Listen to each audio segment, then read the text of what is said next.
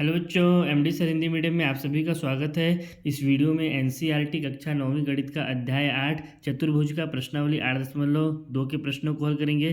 प्रश्नावली 8.2 में जितने भी प्रश्न दिए हुए हैं वे सारे प्रश्न दो प्रमेय की सहायता से हल होंगे, जिसमें पहला प्रमेय है मध्य बिंदु का प्रमेय और दूसरा है मध्य बिंदु प्रमेय का विलोम। तो आइए एक एक करके इन दोनों प्रमेय को बिल्कुल अच्छे से समझ लेते हैं। उसके बाद प्रश्नावली 8.2 के प्रश्नों को हल करेंगे। मध्य बिंदु प्रमेय आपके बुक में प्रमेय 8.8 के नाम से दिया हुआ है। क्या होता है? किसी त्रिभुज के किन्हीं दो भुजाओं के मध्य बिंदुओं को मिलाने वाला रेखाखंड तीसरी भुजा के समांतर होता है। इसका मतलब क्या हुआ? इसको इस तरह से समझिए, जैसे हमारे पास एक त्रिभुज ए बी सी दिया हुआ है, तो इसका जो पहली भुजा है ए बी मान लेते हैं, ई इसका मध्य बिंदु है। इसी तरह से जो दूसरा भुजा ए सी है, इसका मध्य बिंदु को एफ मान लेते हैं। तो इसको जो मिलाने वाला रेखाखंड ई एफ बनेगा, ये रेखाखंड तीसरा जो भुजा है बी सी इसके समांतर होता है। इसको हम लोग इस तरह से भी लिख सकते हैं कि जो ई एफ है वो क्या हो जाएगा? समांतर हो जाएगा बी सी के। यही हमको कहता है मध्य बिंदु का प्रमेय। इसके बाद देखिए, इसमें एक लाइन मैं और ऐड किया हूँ। ये लाइन आप लोगों को बुक में नहीं दिखेगा, हालांकि इसको प्रूफ किया हुआ है आपके बुक में। इसका इस्तेमाल भी हम लोग प्रश्नावली 8.2 के प्रश्नों को हल करते वक्त करेंगे। क्या कह रहा है इस लाइन, इसको भी अच्छे से समझिए। ये कहता है रेखाखंड तीसरी भुजा के आधे के बराबर होता है। यानी ये जो रेखाखंड हमारा ई एफ है, ये तीसरी भुजा बी सी के आधे के बराबर होता है। इसका मतलब क्या हुआ है कि ई एफ को हम लोग लिख सकते हैं 1/2 बी सी के। ठीक है, यही हमारा होता है मध्य बिंदु का प्रमेय। पहले क्या कहता है कि जो त्रिभुज है उसमें जो दो भुजाएं हैं, उनके जो मध्य बिंदु है उनको मिलाने वाला रेखाखंड तीसरी भुजा के समांतर होता है, और ये जो रेखाखंड है तीसरी भुजा के आधे के बराबर होता है। ठीक है, अब आइए इसको प्रूफ करते हैं। अब प्रूफ करने से पहले हमको यहाँ पे जो जो दिया हुआ है उसको लिख लेते हैं, और जो हमको प्रूफ करना है उसको भी लिख लेते हैं। देख सकते हैं जो दिया हुआ था और जो हमको सिद्ध करना है उसको मैं यहाँ पे लिख चुका हूँ। क्या हमको दिया हुआ है? त्रिभुज ए बी सी में भुजा ए बी व ए सी का मध्य बिंदु ई व एफ है तथा इन बिंदुओं को मिलाने वाला रेखाखंड ई एफ है। अब देखिए, भुजा ए बी का मध्य बिंदु अगर ई है तो इसका मतलब क्या हुआ कि ये जो बिंदु ई है ये पूरे ए बी को दो बराबर भागों में समद्विभाजित कर रहा है। यानी ए ई किसके बराबर हो जाएगा? ई बी के बराबर। तो इसको हम लोग लिख लेते हैं, इसलिए ए ई बराबर हो जाएगा ई बी। इसको मान लेते हैं समीकरण नंबर 1। इसी तरह से जो ए सी है इसका मध्य बिंदु क्या है? एफ। तो ये एफ क्या करेगा? इस पूरे ए सी को दो बराबर भागों में समद्विभाजित करेगा, यानी ए एफ बराबर हो जाएगा एफ सी के। तो इसको भी हम लोग लिख लेते हैं, ए एफ बराबर हो जाएगा एफ सी के। इसको मान लेते हैं समीकरण नंबर 2। और हमको इसमें सिद्ध क्या करना है कि जो रेखाखंड ई एफ है वो भुजा बी सी के समांतर है, अर्थात ई एफ समांतर बी सी। ये जो ई एफ है ये इसके समांतर है। और दूसरा में हमको इसमें क्या प्रूफ करना है कि जो रेखाखंड ई एफ है वो भुजा बी सी के आधे के बराबर है। ये जो ई एफ है ये इस भुजा बी सी के आधे के बराबर है, अर्थात ई एफ बराबर 1/2 बी सी। अब आप लोगों को मैं फिर यहाँ पे एक बार क्लियर कर दूँ कि ये वाला जो पॉइंट है, टॉपिक है, ये आपके बुक पे प्रूफ किया हुआ, प्रूफ करते हुए नहीं दिखाया है ना, लेकिन इसको डायरेक्ट प्रूफ करके लास्ट में शो कर दिया है, क्योंकि इसका भी इस्तेमाल हम लोग प्रश्नावली 8.2 के प्रश्नों को हल करने के लिए करेंगे। इसलिए इसको भी आप लोग बिल्कुल अच्छे से समझिए, कंफ्यूज मत होइएगा कि ये एक्स्ट्रा पॉइंट मैं आप लोगों को कहाँ से समझा रहा हूँ। ठीक है, अब हम लोगों को क्या करना है, इसको प्रूफ करना है। तो प्रूफ करने के लिए आप लोगों को पता ही हम लोग क्या करते हैं, आज हम लोग आकृति में कुछ रचना करते हैं। अब यहाँ पे हम लोग क्या रचना करेंगे कि ये जो ए बी है इसके समांतर हम लोग इधर एक रेखा सी डी खींचेंगे, और ये जो रेखाखंड ई एफ है इसको बिंदु डी तक आगे हम लोग बढ़ा देंगे। अब क्यों बढ़ाएंगे हम लोग, ऐसा रचना क्यों कर रहे हैं, इसको मैं आप लोगों को बाद में समझाऊंगा। पहले मैं रचना कर लेता हूँ। देखिए, जो रचना की है उस रचना को मैं यहाँ पे लिख दिया हूँ। क्या रचना की है हम लोग, इस आकृति में ए बी के समांतर एक रेखा सी डी खींचा। ये जो ए बी है इसके समांतर में हम लोग एक रेखा सी डी खींचे हैं, यानी जो ए बी और सी डी है ये दोनों आपस में क्या हो जाएंगे, आपस में समांतर हो जाएंगे। तथा ई एफ को बिंदु डी तक बढ़ाया, और जो ई एफ है इसको हम लोग क्या किए हैं, बिंदु डी तक बढ़ा दिए हैं। अब ऐसा हम लोग क्यों किए हैं, ऐसा करने से क्या फ़ायदा होगा? देखिए, ऐसा करने से ये जो हम लोग को ई डी सी बी एक चतुर्भुज के रूप में दिखाई दे रहा है, एक चतुर्भुज के रूप में ई डी सी और बी। अब अगर हम लोग इस चतुर्भुज को एक समांतर चतुर्भुज अगर हम लोग सिद्ध कर देंगे, तो समांतर चतुर्भुज का जो गुण होता है क्या होता है कि उसका जो सम्मुख भुज आपस में बराबर होता है। तो उससे क्या हो जाएगा कि जो ई डी है और बी सी आपस में एक दूसरे के समांतर हो जाएंगे। अगर ये दोनों आपस में एक दूसरे के समांतर होंगे तो जो ई एफ है वो भी क्या हो जाएगा, बी सी के समांतर हो जाएगा, क्योंकि ई एफ भी क्या है, इस ई डी का ही एक भाग है। इसलिए इसको अगर हम समांतर चतुर्भुज अगर सिद्ध कर दिए इस चतुर्भुज को, तो ई एफ क्या हो जाएगा, बी सी के समांतर प्रूफ हो जाएगा। और हम लोग को यही तो प्रूफ करना है। और इसको प्रूफ करने के लिए हम लोग क्या करेंगे, जो हमारा त्रिभुज AFE है और जो त्रिभुज CFD है, इन दोनों त्रिभुज को हम लोग एक दूसरे के सर्वांगसम प्रूफ करेंगे। एक दूसरे का सर्वांगसम प्रूफ करने से हम लोग को फायदा क्या होगा कि CPCT से CD जो भुजा है और AE भुजा है, ये दोनों भुजा एक दूसरे के बराबर हो जाएंगे। और ये दोनों भुजा अगर एक दूसरे के बराबर हो जाएंगे तो ये जो CD है और EB ये भी तो एक दूसरे के बराबर होगा, क्योंकि AE EB के बराबर है। हम लोग को मालूम है AE किसके बराबर है, EB के बराबर है। और साथ ही जो EF है वो भी क्या हो जाएगा, CPCT से FD के बराबर हो जाएगा और EF FD के बराबर हो जाएगा। और इस चतुर्भुज को अगर हम लोग समांतर चतुर्भुज प्रूफ कर देंगे तो हमारा क्या हो जाएगा, EF बराबर 1/2 BC भी आ जाएगा। कैसे आएगा, क्योंकि ED जो है वो इस BC के बराबर भी हो जाएगा। अगर समांतर चतुर्भुज हम लोग इसको प्रूफ कर देंगे तो ED BC के बराबर हो जाएगा। और अगर ED BC के बराबर होगा तो ये जो EF है ये इस ED का पूरा क्या है, आधा है। तो ये जो EF है ये क्या हो जाएगा, BC का भी आधा हो जाएगा। हमको यही तो इसके दूसरे वाले भाग में भी प्रूफ करना है। तो इसके लिए हम लोग क्या करेंगे, इस वाले त्रिभुज और इस वाले त्रिभुज दोनों को एक दूसरे के सर्वांगसम प्रूफ करेंगे। तो आइए सबसे पहले लिखते हैं हम लोग त्रिभुज AFE, त्रिभुज AFE व त्रिभुज CFD में। अब देखिए इन दोनों त्रिभुज की अगर हम लोग बात करें तो इन दोनों त्रिभुज में हम लोग को क्या क्या कॉमन दिख रहा है। सबसे पहले तो देखिए यहाँ पे जो कोण बन रहा है हमारा कोण A और यहाँ पे जो कोण बन रहा है C, ये दोनों आपस में एक दूसरे के बराबर होंगे। कैसे बराबर होंगे, एकांतर कोण से। ये जो हमारा AB है, ये रेखा AB और ये जो रेखा CD है, ये दोनों आपस में क्या है, ये दोनों आपस में एक दूसरे के समांतर हैं। क्योंकि हम लोग का रचना के अनुसार हम लोग यही तो लिए हैं कि AB के समांतर CD खींचे हैं, तो ये दोनों एक दूसरे के समांतर हैं। और यहाँ पे जो AB है बीच में, ये क्या कर रहा है, एक तिर्यक रेखा का काम कर रहा है। तो यहाँ पे ये हमको आकृति किस तरह का दिख रहा है, जेड के आकार का आकृति दिख रहा है कहीं किसी तरह से। और हम लोग क्या जानते हैं, जेड की आकृति में जो भी कोण बनता है वो एकांतर कोण होता है और एकांतर कोण हमेशा एक दूसरे के क्या होते हैं, बराबर होते हैं। तो यहाँ पे जो कोण बना A और यहाँ पे जो कोण बन रहा है C, ये दोनों आपस में क्या हो जाएंगे, एक दूसरे के बराबर। तो हम लोग यहाँ पे लिख देंगे त्रिभुज AFE में जो कोण हमारा A बन रहा है वो बराबर हो जाएगा त्रिभुज CFD में जो कोण C बन रहा है। क्यों बराबर होगा, कारण लिख देंगे एकांतर कोण से। अब इसी तरह से इन दोनों में फिर देखिए यहाँ पे जो हमारा ये जो कोण है और ये कोण है, ये दोनों भी आपस में क्या हो जाएंगे, एक दूसरे के बराबर हो जाएंगे। कैसे एक दूसरे के बराबर होंगे, हम लोग आप लोग पढ़ चुके हैं, है ना। क्या पढ़े हैं कि जब दो रेखाएं आपस में एक दूसरे को प्रतिच्छेद करती है किसी बिंदु पर, तो आमने सामने वाला जो कोण रहता है वो दोनों एक दूसरे के क्या होता है, बराबर होता है शीर्षाभिमुख कोण से। तो यहाँ पे भी तो AC एक रेखा है और ED दूसरा रेखा है। तो ये दोनों रेखा जब आपस में एक दूसरे को प्रतिच्छेद कर रहे हैं तो यहाँ पे भी जो आमने सामने वाला कोण होगा वो भी क्या होगा, बराबर होगा। मान लेते हैं ये कोण 1 है और ये कोण 2 है। तो त्रिभुज AEF का कोण 2 और त्रिभुज CFD का कोण 1 एक दूसरे के बराबर हो जाएगा। कारण इसका क्या लिख देंगे, शीर्षाभिमुख कोण। तो यहाँ पे हम लोग लिखते हैं कोण 2 बराबर हो जाएगा कोण 1 के। इसका कारण क्या हो गया, शीर्षाभिमुख कोण। इसी तरह से अब देखिए इस वाले जो त्रिभुज हमारा AFE है, इसमें जो भुजा हमारा AF है और इस त्रिभुज में जो CFD है, इसमें जो भुजा CF है, ये दोनों आपस में क्या हो जाएंगे, एक दूसरे के बराबर हो जाएंगे। कैसे बराबर होंगे, क्योंकि ये जो AC भुजा है पूरा इसका बिंदु F क्या है, मध्य बिंदु है। यानी ये बिंदु F क्या कर रहा है, AF और CF को दो बराबर भागों में बांट रहा है। इसलिए क्या हो जाएगा, यहाँ से हमारा जो AF है वो किसके बराबर हो जाएगा, वो बराबर हो जाएगा हमारा FC के, या इसको हम लोग CF भी बोल सकते हैं। FC बोलिए या CF बोलिए, बात बराबर है, ठीक है। इसका कारण क्या हो जाएगा, मध्य बिंदु, क्योंकि F हमारा क्या था, मध्य बिंदु था, ठीक है। अब देखिए यहाँ पे क्या हो गया, दो कोण और एक त्रिभुज एक भुजा आपस में बराबर हो गया। तो ये दोनों त्रिभुज क्या हो जाएंगे, सर्वांगसम हो जाएंगे। तो हम लोग लिख सकते हैं अतः त्रिभुज AFE सर्वांगसम हो जाएगा त्रिभुज CFD के। अगर और ये सर्वांगसम किस नियम से हुआ, ASA सर्वांगसमता नियम से, एंगल साइड एंगल सर्वांगसमता नियम से। अब देखिए अगर ये दोनों त्रिभुज एक दूसरे के सर्वांगसम हो गए तो हम लोग को CPCT से यहाँ पे क्या क्या मिल जाएगा, जो भुजा हमारा EF है ये किसके बराबर हो जाएगा, ये भुजा हमारा FD के बराबर हो जाएगा। जो भुजा FE है बराबर हो जाएगा FD के। तो हम लोग यहाँ पे लिख सकते हैं, इसलिए FE बराबर हो गया भुजा FD के।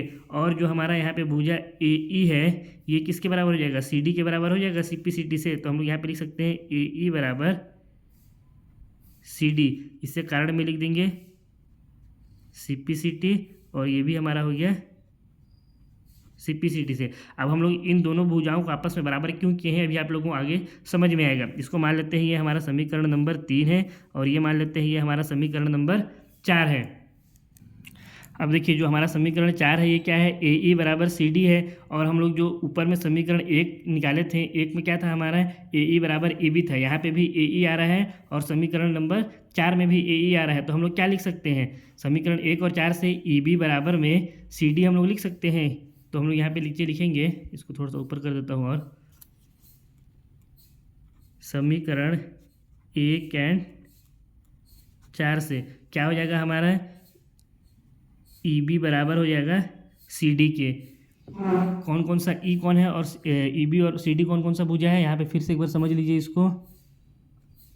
देखिए ये वाला जो हमारा भुजा है, ये E और ये B, ये भुजा और C और D, ये दोनों आपस में क्या हो गए, एक दूसरे के बराबर हो गए समीकरण 1 और 4 से। और हम लोग का जो रचना है, हम लोग रचना में क्या लिए थे कि AB जो समांतर रेखा है ये पूरा इसके CD क्या था, इसके CD एक समांतर था, AB के समांतर एक रेखा से हम लोग CD खींचे थे। इसका मतलब क्या हुआ, अगर ये रेखा और ये रेखा आपस में एक दूसरे के समांतर है तो EB और CD भी क्या होगा, एक दूसरे के समांतर ही होगा, क्योंकि ये EB क्या है, इस AB का ही एक भाग है। तो हम लोग क्या लिख सकते हैं, EB समांतर CD भी लिख सकते हैं। कैसे, हमारा जो रचना की है उस रचना से। तो हम लोग इसको नीचे लिखेंगे,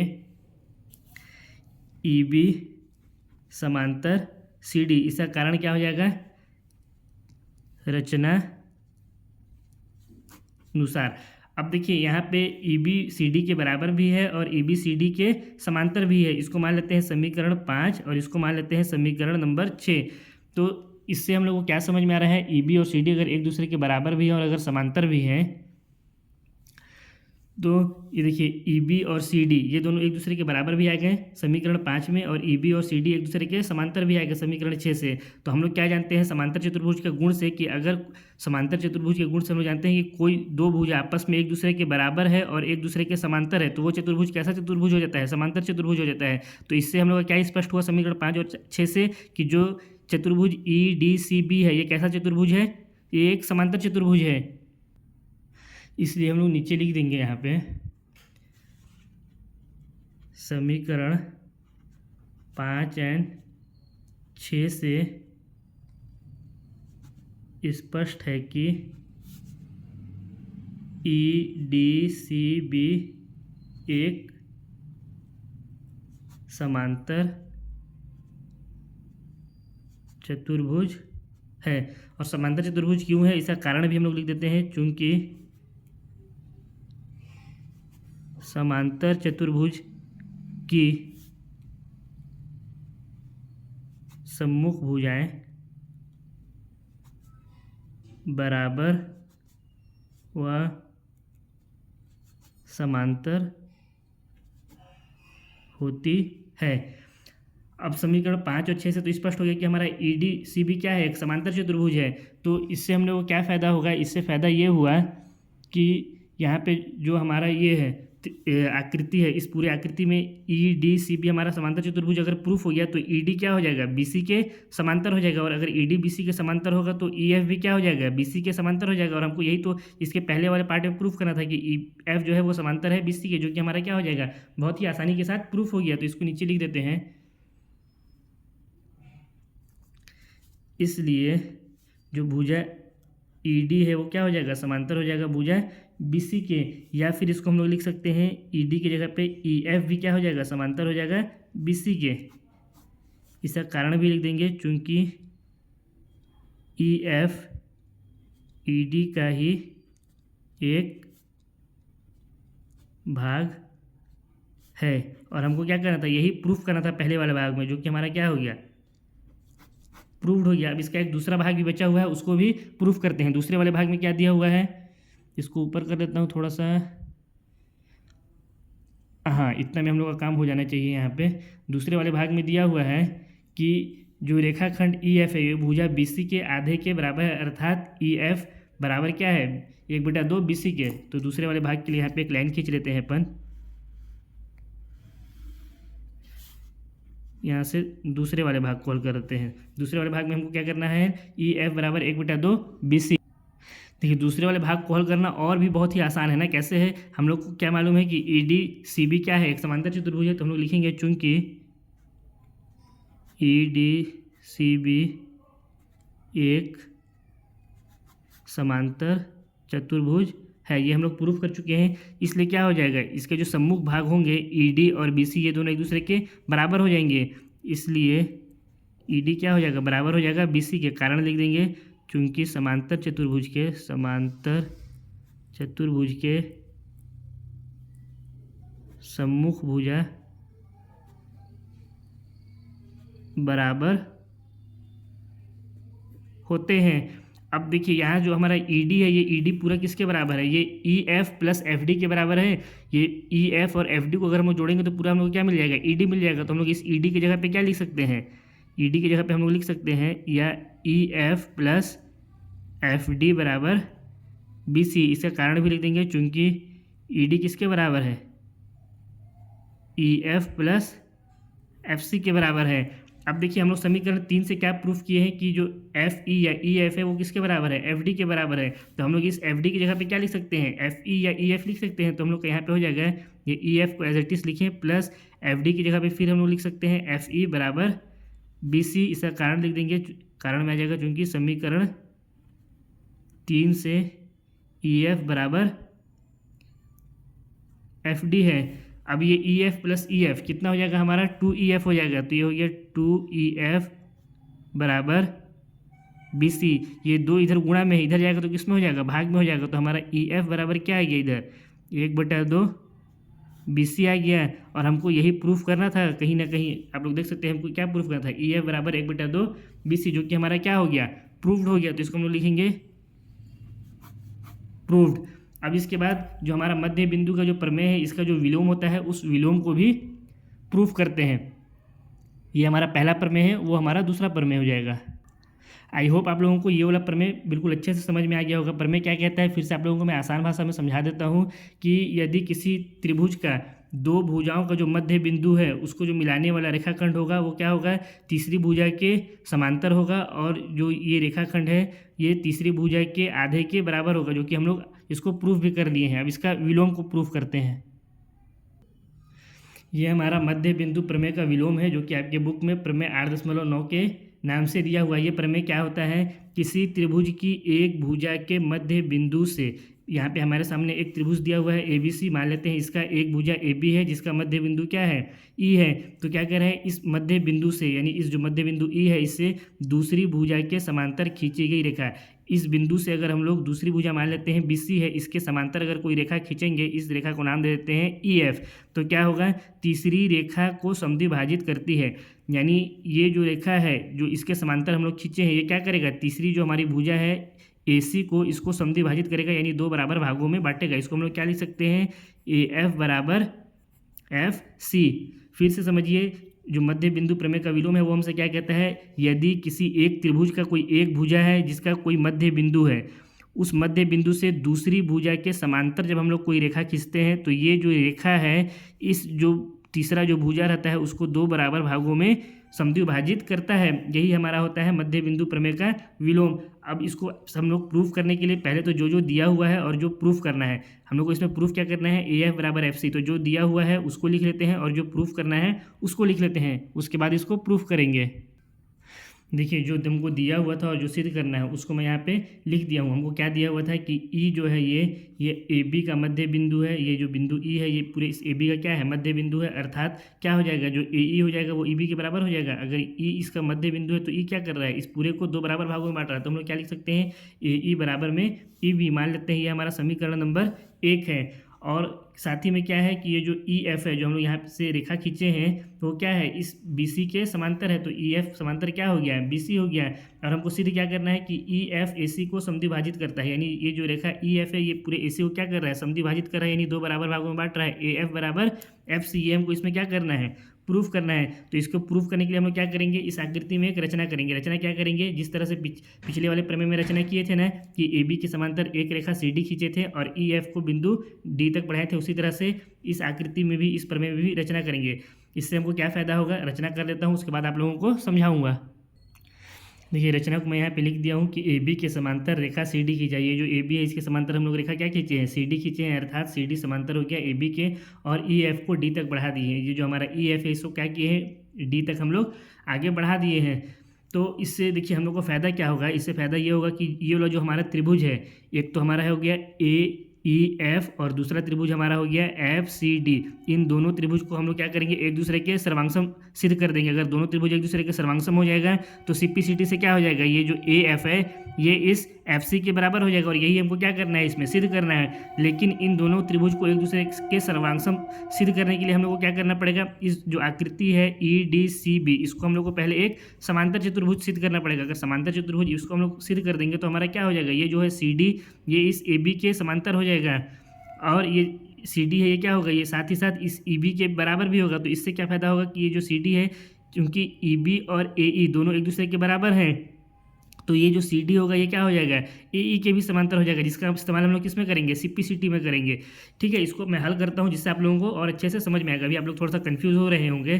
तो अगर हम लोग यहाँ पे देखें तो जो हमारा ए बी है रचना अनुसार उसको हम लोग क्या लिए हैं, सी डी के समांतर लिए हैं। तो इसको मैं लिखता हूँ चतुर्भुज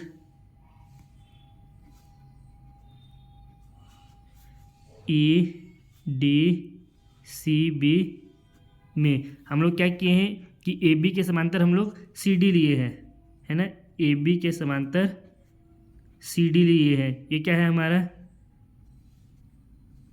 रचनानुसार। तो इसलिए क्या हो जाएगा, ये जो ई बी है ये भी तो सी डी के समांतर हो जाएगा, क्योंकि ये ई बी क्या है, इस पूरे ए बी का ही तो एक भाग है।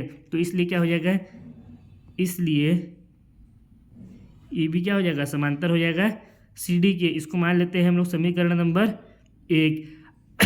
अब इसी तरह से देखिए हमको प्रश्न में क्या दिया हुआ है कि ई एफ जो है वो बी सी के समांतर है। ये जो ई एफ है ये क्या है, इस बी सी के समांतर है। तो इसको अगर हम लोग यहाँ पे लिखें ई एफ समांतर बी सी, ये हमको क्या है दिया हुआ है प्रश्नानुसार।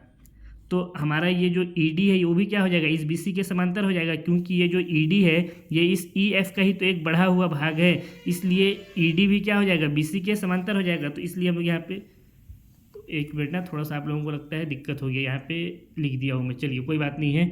अब देखिए फिर से समझा देता हूँ मैं यहाँ से क्या क्या हुआ है। ये जो ई बी था, ए बी वो क्या था, सी डी के समांतर था। रचना के अनुसार हमारा जो ए बी और सी डी क्या है, एक दूसरे के समांतर है। ये जो भुजा ए बी और ये सी डी, इसलिए क्या हो जाएगा हमारा ई बी भी सी डी के समांतर हो जाएगा। ये जो ई बी है ये सी डी के क्या हो गया, समांतर हो गया, क्योंकि ये ई बी इसी का एक भाग है। और हम लोग को प्रश्नानुसार क्या दिया हुआ है कि ई एफ जो है वो बी सी के समांतर है। प्रश्न में ही हमको बोला है ई एफ बी सी के समांतर है, ये वाला ई एफ बी सी के समांतर है। इसलिए ई डी भी क्या हो जाएगा, बी सी के समांतर हो जाएगा। क्यों होगा, क्योंकि ये जो ई डी है ये इस ई एफ का ही तो एक बढ़ा हुआ भाग है। इसलिए हम लोग यहाँ पे क्या लिख सकते हैं, इसलिए हो जाएगा ये ई डी समांतर बी सी। इसको मान लीजिए हम लोग नाम देते हैं ये समीकरण 1, तो हम लोग पहले ऊपर में ही नाम दे दिए है ना। ये हो गया हमारा समीकरण 2 और ये होगा हमारा समीकरण नंबर 3। अब देखिए समीकरण 2 को और 3 को अगर हम लोग ध्यान से देखें तो इससे क्या हम लोग को समझ में आ रहा है कि जो चतुर्भुज ई डी सी बी है ये एक कैसा चतुर्भुज है, समांतर चतुर्भुज है। क्योंकि समांतर चतुर्भुज की सम्मुख भुजाएं क्या होती है, एक दूसरे के समांतर होती है। और जो हमारा यहाँ पे ए बी है या ई बी है, ये वाला ई बी ये किसके समांतर है, सी डी के, समीकरण 2 से। और समीकरण 3 से क्या है, ये जो ई डी है ये बी सी के समांतर है। तो सम्मुख भुजा जब आपस में एक दूसरे के समांतर हो जाएंगी तो ये कैसा चतुर्भुज हो जाएगा, हमारा समांतर चतुर्भुज हो जाएगा। तो इसको लिख लेते हैं, थोड़ा सा इसको नीचे करता हूँ। समीकरण 2 एंड 3 से स्पष्ट है कि ई डी बी सी एक समांतर चतुर्भुज है। अब अगर हमारा जो चतुर्भुज ई डी बी सी अगर एक समांतर चतुर्भुज हो जाएगा तो हम लोग क्या जानते हैं कि समांतर चतुर्भुज की जो सम्मुख भुजाएं होती है वो एक दूसरे के समांतर होने के साथ साथ बराबर भी होती है। इसलिए जो भुजा हमारा ए बी है वो क्या हो जाएगा, भुजा सी डी के बराबर हो जाएगा। तो हम लोग यहाँ पे क्या लिख सकते हैं, इसलिए भुजा ई बी बराबर हो जाएगा भुजा सी डी के। इसको मान या इसको नाम दे देते हैं समीकरण 4, या रहने दीजिए, नाम नहीं भी देंगे तो भी कोई दिक्कत नहीं है, ठीक है। लेकिन देखिए हम लोग का जो समीकरण 1 था उसमें हम लोग का जो ई बी था वो किसके बराबर था, ए ई के बराबर था। समीकरण 1 में अगर हम लोग देखें तो हमारा ई बी किसके बराबर है, ए ई के बराबर है। तो हम लोग क्या लिख सकते हैं, इस ई बी की जगह पे ए ई लिख सकते हैं, तो हम लोग यहाँ पे लिख देंगे या ए ई बराबर सी डी। इसका कारण भी लिख देंगे, चूंकि समीकरण एक से ए ई बराबर ई बी, ये हम लोग को मालूम था। ठीक है, तो ये हमारा हो गया ए ई बराबर सी डी। इसको हम लोग नाम दे देते हैं समीकरण नंबर 4। अब देखिए, अगर ये हमारा एक दूसरे के बराबर आ गया, ए ई सी डी के बराबर आ गया, ये जो हमारा इस आकृति में अगर आप लोगों को मैं दिखाऊं, तो ये हमारा जो ए ई है ये सी डी के बराबर आ गया। तब हम लोग क्या करेंगे, अब हम लोग ये जो त्रिभुज हमारा ए ई एफ है और एफ सी डी है, इन दोनों त्रिभुज को आपस में एक दूसरे के सर्वांगसम प्रूफ करेंगे, जिससे हमारा सिप्पीसिटी से क्या आ जाएगा, ए एफ बराबर एफ सी आ जाएगा। बहुत ही आसानी के साथ कैसे आएगा, आइए आप लोगों को समझाता हूँ। कौन कौन सा त्रिभुज लेंगे हम लोग, फिर से ध्यान रखिए। ए एफ ई हमारा एक त्रिभुज होगा ए एफ ई, और दूसरा त्रिभुज होगा सी एफ डी। ये दो त्रिभुज हम लोग लेंगे। ठीक है, तो इसको आगे हल करते हैं। नाउ त्रिभुज ए एफ ई व त्रिभुज सी एफ डी में पिन को क्या हो गया, अब सी एफ डी में। ठीक है, तो अगर इन दोनों में हम लोग देखेंगे तो क्या हो जाएगा हमारा, इसको थोड़ा सा ऊपर करके आप लोगों को मैं एक बार पूरा सारा समझा ही देता हूँ, बार बार ऊपर नीचे करना पड़ रहा है वरना। देखिए, अगर इन दोनों त्रिभुज की बात करें तो यहाँ पे जो हमारा कोण ए है और ये जो कोण सी है, ये आपस में क्या हो जाएगा, एक दूसरे के बराबर हो जाएगा। क्यों होगा, क्योंकि ये जो ए बी भुजा है हमारा, ये रेखा है, ये क्या है, सी डी के समांतर है। और यहाँ पे जो ये रेखा है, ये किसका काम कर रहा है, तिर्यक रेखा का काम कर रहा है। तो कहीं ना कहीं ये आकृति किस तरह का दिख रहा है, जेड की तरह का दिख रहा है। और हम लोग क्या जानते हैं, जो कोण आकृति जेड में बनता है वो कौन सा कोण होता है, एकांतर कोण। और एकांतर कोण हमेशा क्या होते हैं, एक दूसरे के बराबर होता है। तो ये जो कोण ए है और यहाँ पे जो कोण सी है, ये आपस में क्या हो जाएंगे, कोण ए बराबर कोण सी हो जाएगा। इसी तरह से यहाँ पे जो हमारा कोण बन रहा है, मान लेते हैं ये कोण है हमारा 2 और ये कोण है 1, ये दोनों भी क्या हो जाएंगे, एक दूसरे के बराबर होंगे। कैसे बराबर होंगे, शीर्षाभिमुख कोण से। शीर्षाभिमुख कोण क्या होता है कि जब दो रेखाएं आपस में एक दूसरे को किसी बिंदु पर प्रतिच्छेद करती है, तो आमने सामने वाली जो कोण होते हैं वो क्या होते हैं, एक दूसरे के बराबर होते हैं। इसलिए जो कोण 1 है और कोण 2 है, ये दोनों भी आपस में क्या हो जाएंगे, एक दूसरे के बराबर हो जाएंगे। साथ ही में अगर हम लोग इस त्रिभुज की बात करें, त्रिभुज ए एफ ई में, तो इसमें जो भुजा हमारा ए ई है और इस वाले त्रिभुज में सी एफ डी में जो भुजा हमारा सी डी है, ये दोनों आपस में क्या हो जाएगा, एक दूसरे के बराबर हो जाएगा। कैसे बराबर होगा, क्योंकि अभी हम लोग इसको प्रूफ कर चुके हैं समीकरण 4 में। आप लोगों को मैं दिखा देता हूँ, समीकरण 4 में हम लोग क्या प्रूफ किए हैं, ए ई क्या है, बराबर है सी डी के। तो हम लोग यहाँ से क्या हो जाएगा, हमारा जो ए ई है वो किसके बराबर हो जाएगा, सी डी के बराबर हो जाएगा। ए ई बराबर हो जाएगा सी डी के। बस 1 2 और ये 3, इन तीनों चीज़ों को हम लोग नीचे लिख देते हैं। क्या क्या था हमारा, सबसे पहले जो त्रिभुज ए एफ ई में जो कोण ए था वो क्या था, त्रिभुज सी एफ डी में कोण सी के बराबर। इसका कारण क्या था, एकांतर कोण। इसी तरह से जो त्रिभुज ए एफ ई में जो कोण 2 था वो त्रिभुज सी एफ डी में कोण 1 के क्या था, बराबर था। इसका कारण क्या था, शीर्षाभिमुख कोण। साथ ही में जो त्रिभुज ए एफ ई है, इसमें भुजा जो हमारा ए ई था वो त्रिभुज सी एफ डी में भुजा सी डी के क्या है, बराबर है। कहाँ से, समीकरण नंबर 4 से। तो हम लोग यहाँ पे क्या लिख सकते हैं, ए ई बराबर सी डी। ये कहाँ से आया, समीकरण 4 से। अब देखिए यहाँ पे 2 कोण और 1 भुजा आपस में बराबर हो गए हैं, तो ये क्या हो जाएगा, ये त्रिभुज हमारा सर्वांगसम हो जाएगा। तो इसके लिए लिख देता हूँ, इसको ऊपर थोड़ा सा करके, अतः त्रिभुज ए एफ ई सर्वांगसम हो जाएगा त्रिभुज सी एफ डी के। और किस सर्वांग समता नियम से ये बराबर हुआ, ए एस ए सर्वांग समता नियम से, एंगल साइड एंगल। अब अगर ये दोनों त्रिभुज एक दूसरे के सर्वांगसम हैं तो हम लोग क्या लिख सकते हैं कि जो ए एफ भुजा हमारा है, ये भुजा सी एफ के क्या हो जाएगा, बराबर हो जाएगा सिप्पीसिटी से। तो इसलिए हमारा हो जाएगा ए एफ बराबर, ये हमारा कौन सा है, सी एफ। और यही हमको क्या करना था, प्रूफ करना था। आप लोगों को मैं दिखा भी देता हूँ ऊपर, ये कैसे हमारा आया, इसका कारण लिख देंगे सी पी सी टी से। यहाँ पे आप लोग देख भी सकते हैं हम लोग को क्या प्रूफ करना था, ए एफ क्या है, एफ सी के बराबर है। ये जो हमारा भुजा ए एफ है, ये एफ सी या फिर इसको हम लोग सी एफ भी बोल सकते हैं, बात बराबर है। ये इसको सी एफ बोलिए या ए एफ बोलिए, कोई दिक्कत नहीं है। ठीक है, तो यही हमको इसमें क्या करना था, प्रूफ करना था। अगर आप लोगों को फिर भी यहाँ पे डाउट हो रहा होगा या मन नहीं भर रहा होगा तो आप लोग इसको लिख सकते हैं, या ए एफ बराबर हो जाएगा एफ सी के। ठीक है, कोई दिक्कत नहीं है। इसको इस तरह से लिखे CF या FC बात बराबर है। और यही हमको क्या करना था, प्रूफ करना था। ये हमारा आया CPCT यानी सर्वांगसम त्रिभुज जो है उसके संगत भाग हमेशा क्या होते हैं, संगत भुजा हमेशा बराबर होते हैं। और यही हमको क्या करना था, प्रूफ करना था, जो कि हमारा क्या हो गया, प्रूव्ड हो गया। अब इसके बाद हम लोग प्रश्नावली 8.2 के क्वेश्चन आंसर को फटाफट सॉल्व करते हैं।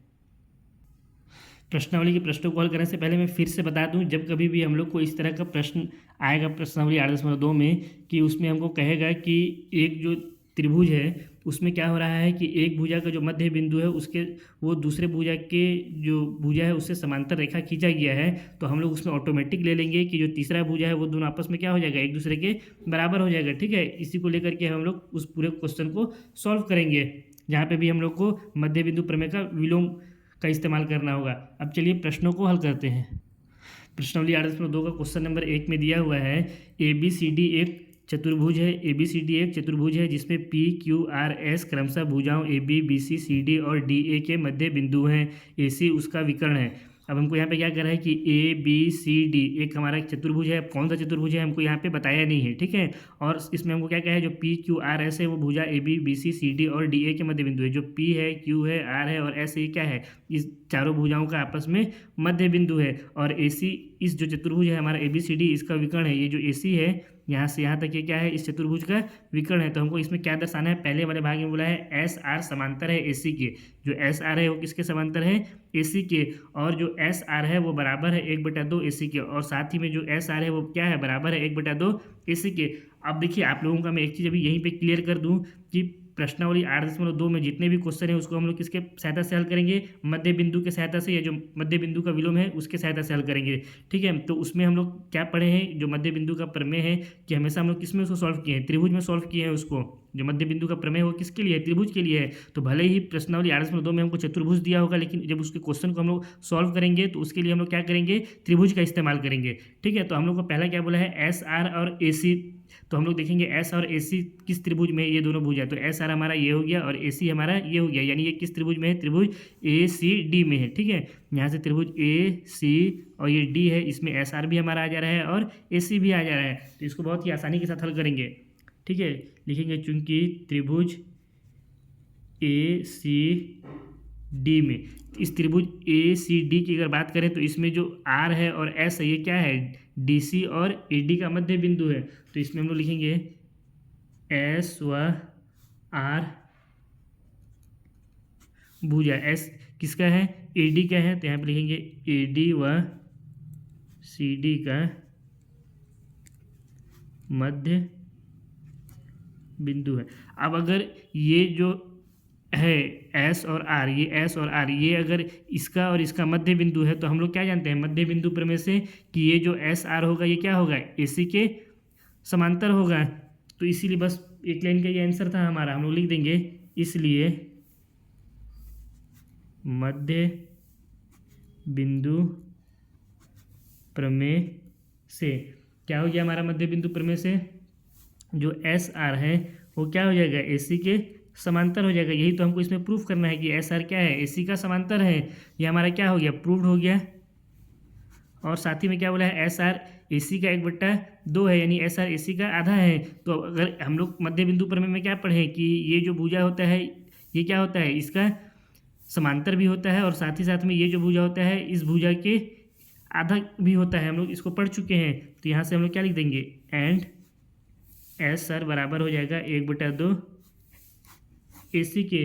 ये भी हमारा क्या हो गया, प्रूव्ड हो गया। इसको नाम देते हैं समीकरण 1, इसको समीकरण नाम 2 दे देते हैं, क्योंकि इसका इस्तेमाल हम लोग को आगे पड़ेगा। इसके बाद इसके दूसरे वाले भाग में क्या बोल रहा है, दूसरे भाग को हल करने से पहले इसको एक बार अच्छे से समझ जाइए, है ना। ये कैसे हम लोग किए, SR समांतर AC, क्योंकि हम लोग मध्य बिंदु का प्रमेय में क्या पढ़े हैं कि इन्हीं दो भुजाओं के मध्य बिंदु को मिलाने वाला रेखाखंड, यहाँ पे त्रिभुज में ACD में पहला भुजा हम लोग ले लिए AD का मध्य बिंदु S और दूसरा भुजा ले लिए DC का मध्य बिंदु R।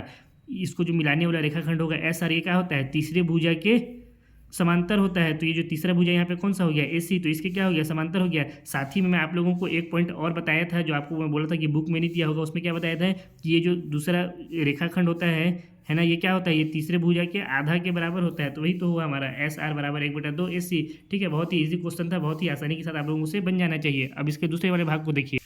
दूसरे वाले भाग में हमसे कहा है कि पी क्यू बराबर एस आर, ये हमको प्रूफ करना है। तो सबसे पहले तो देखिए पी क्यू भुजा कहाँ पे है, पी क्यू भुजा ये हो गया हमारा, और एस आर कहाँ पे है, एस आर ये हो गया। तो इसके लिए हम लोग क्या करेंगे, हम लोग ना ये जो हमारा त्रिभुज है ना ए बी सी, इस त्रिभुज का इस्तेमाल करेंगे, है ना। इससे हमको क्या फ़ायदा होगा, देखिए त्रिभुज हम लिखते हैं, त्रिभुज ए बी सी में, इस त्रिभुज ए बी सी में क्या है, जो पी है और क्यू है, ये ए बी और बी सी का मध्य बिंदु है।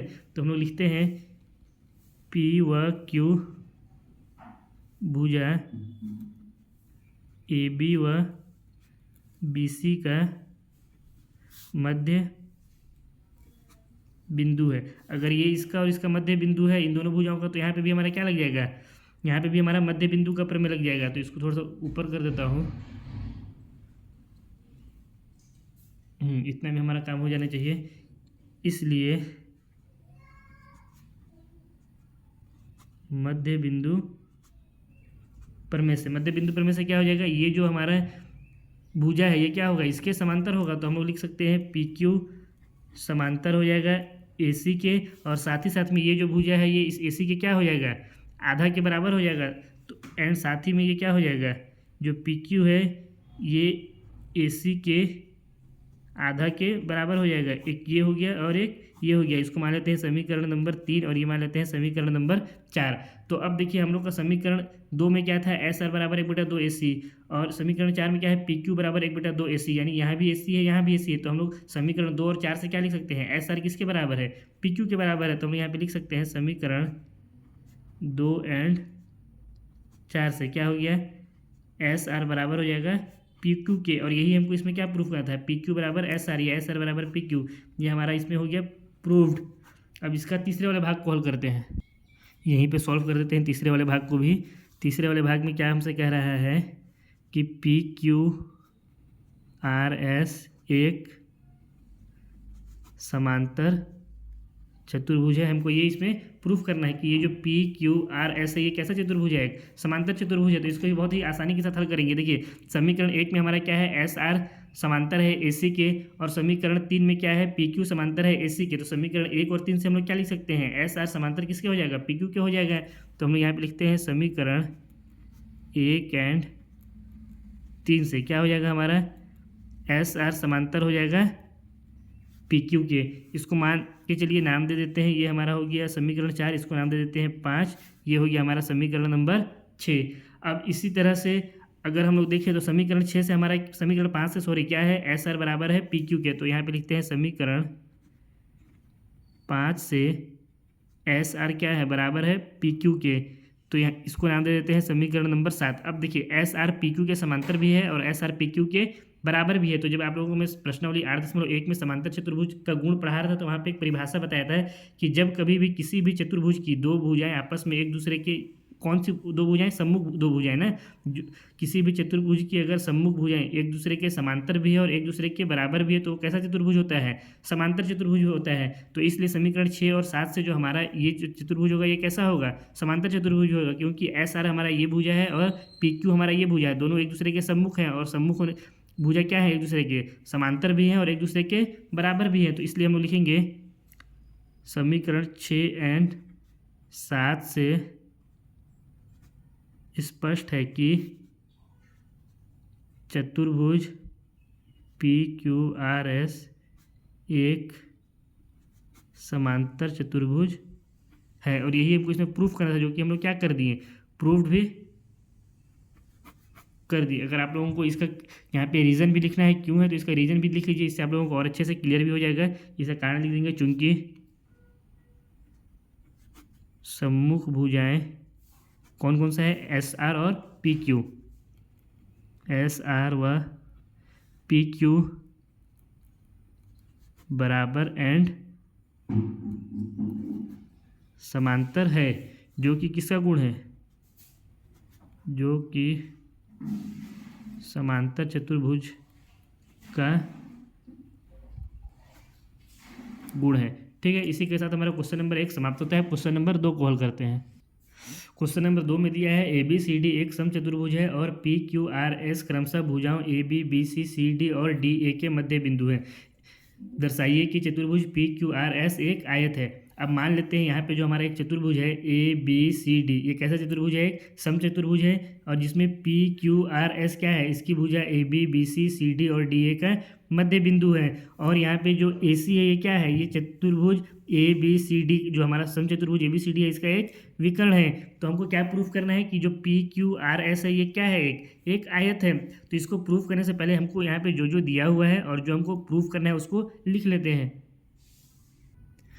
देखिए हमको दिया हुआ था, माना ABCD एक समचतुर्भुज है, इस ABCD को हम लोग एक समचतुर्भुज माने तथा PQRS इनके मध्य बिंदु है। PQR और S इसके क्या है? मध्य बिंदु है और मध्य बिंदु PQRS से चतुर्भुज बन रहा है। ये जो PQRS है इससे क्या है? एक चतुर्भुज यहाँ पे हमको बनता हुआ दिखाई दे रहा है। समचतुर्भुज का विकर्ण AC व BD, और जो समचतुर्भुज ये है इसका विकर्ण कौन कौन सा है? AC और BD है इस समचतुर्भुज का विकर्ण। हमको क्या सिद्ध करना है कि PQRS एक आयत है। ये जो PQRS है वो क्या है?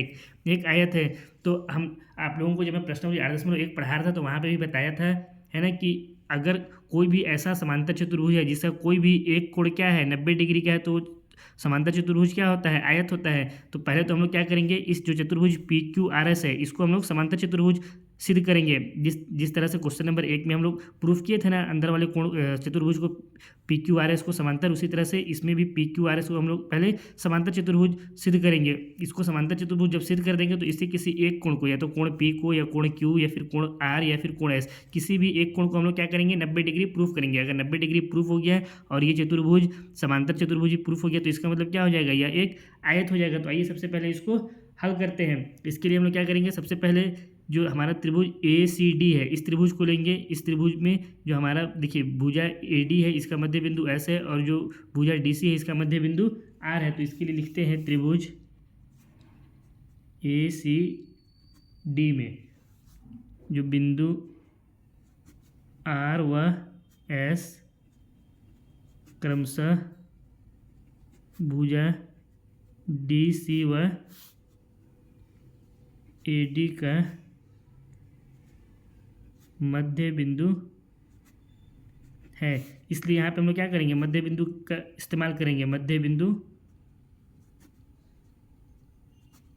प्रमेय से अगर इस त्रिभुज में ACD में ये और ये मध्य बिंदु है तो मध्य बिंदु प्रमेय से क्या हो जाएगा? ये जो SR होगा इस AC के समांतर होगा, साथ ही साथ SR इस AC के आधा के बराबर भी हो जाएगा। तो हम लोग यहाँ पे लिखेंगे SR समांतर AC, इसको मान लेते हैं समीकरण 1, और SR बराबर 1/2 AC, इसको मान लेते हैं समीकरण 2। हम लोग क्यों कर रहे हैं इस तरह से, है ना? क्योंकि हम लोग को क्या करना है? इस चतुर्भुज PQRS है इसको एक समांतर चतुर्भुज हम लोग को प्रूफ करना है। ठीक है, इसके लिए हम लोगों को इसको त्रिभुज में, आप लोगों को फिर बता दूं कि प्रश्नावली 8.2 में जितने भी क्वेश्चन हैं उन सभी क्वेश्चन को हल करने के लिए हम लोगों को त्रिभुज का इस्तेमाल करना पड़ेगा, और त्रिभुज का इस्तेमाल करके हम लोग उसमें मध्य बिंदु का प्रमेय या मध्य बिंदु का विलोम प्रमेय लगा करके उस सारे क्वेश्चन को हल करेंगे। इसलिए हम लोग यहाँ पे त्रिभुज ACD लिए हैं। ठीक है, अब इसी तरह से हम लोग त्रिभुज AB और C लेंगे। ये वाला जो हमारा त्रिभुज है ना ABC, अब इस त्रिभुज को भी हम लोग लेकर के इसको आगे हल करेंगे।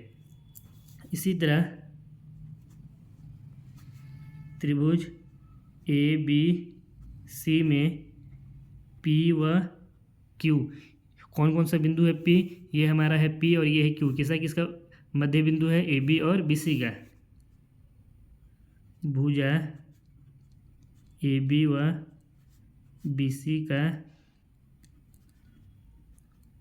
मध्य बिंदु है, इसलिए यहाँ पे भी हम लोग क्या लगाएंगे? मध्य बिंदु का प्रमेय।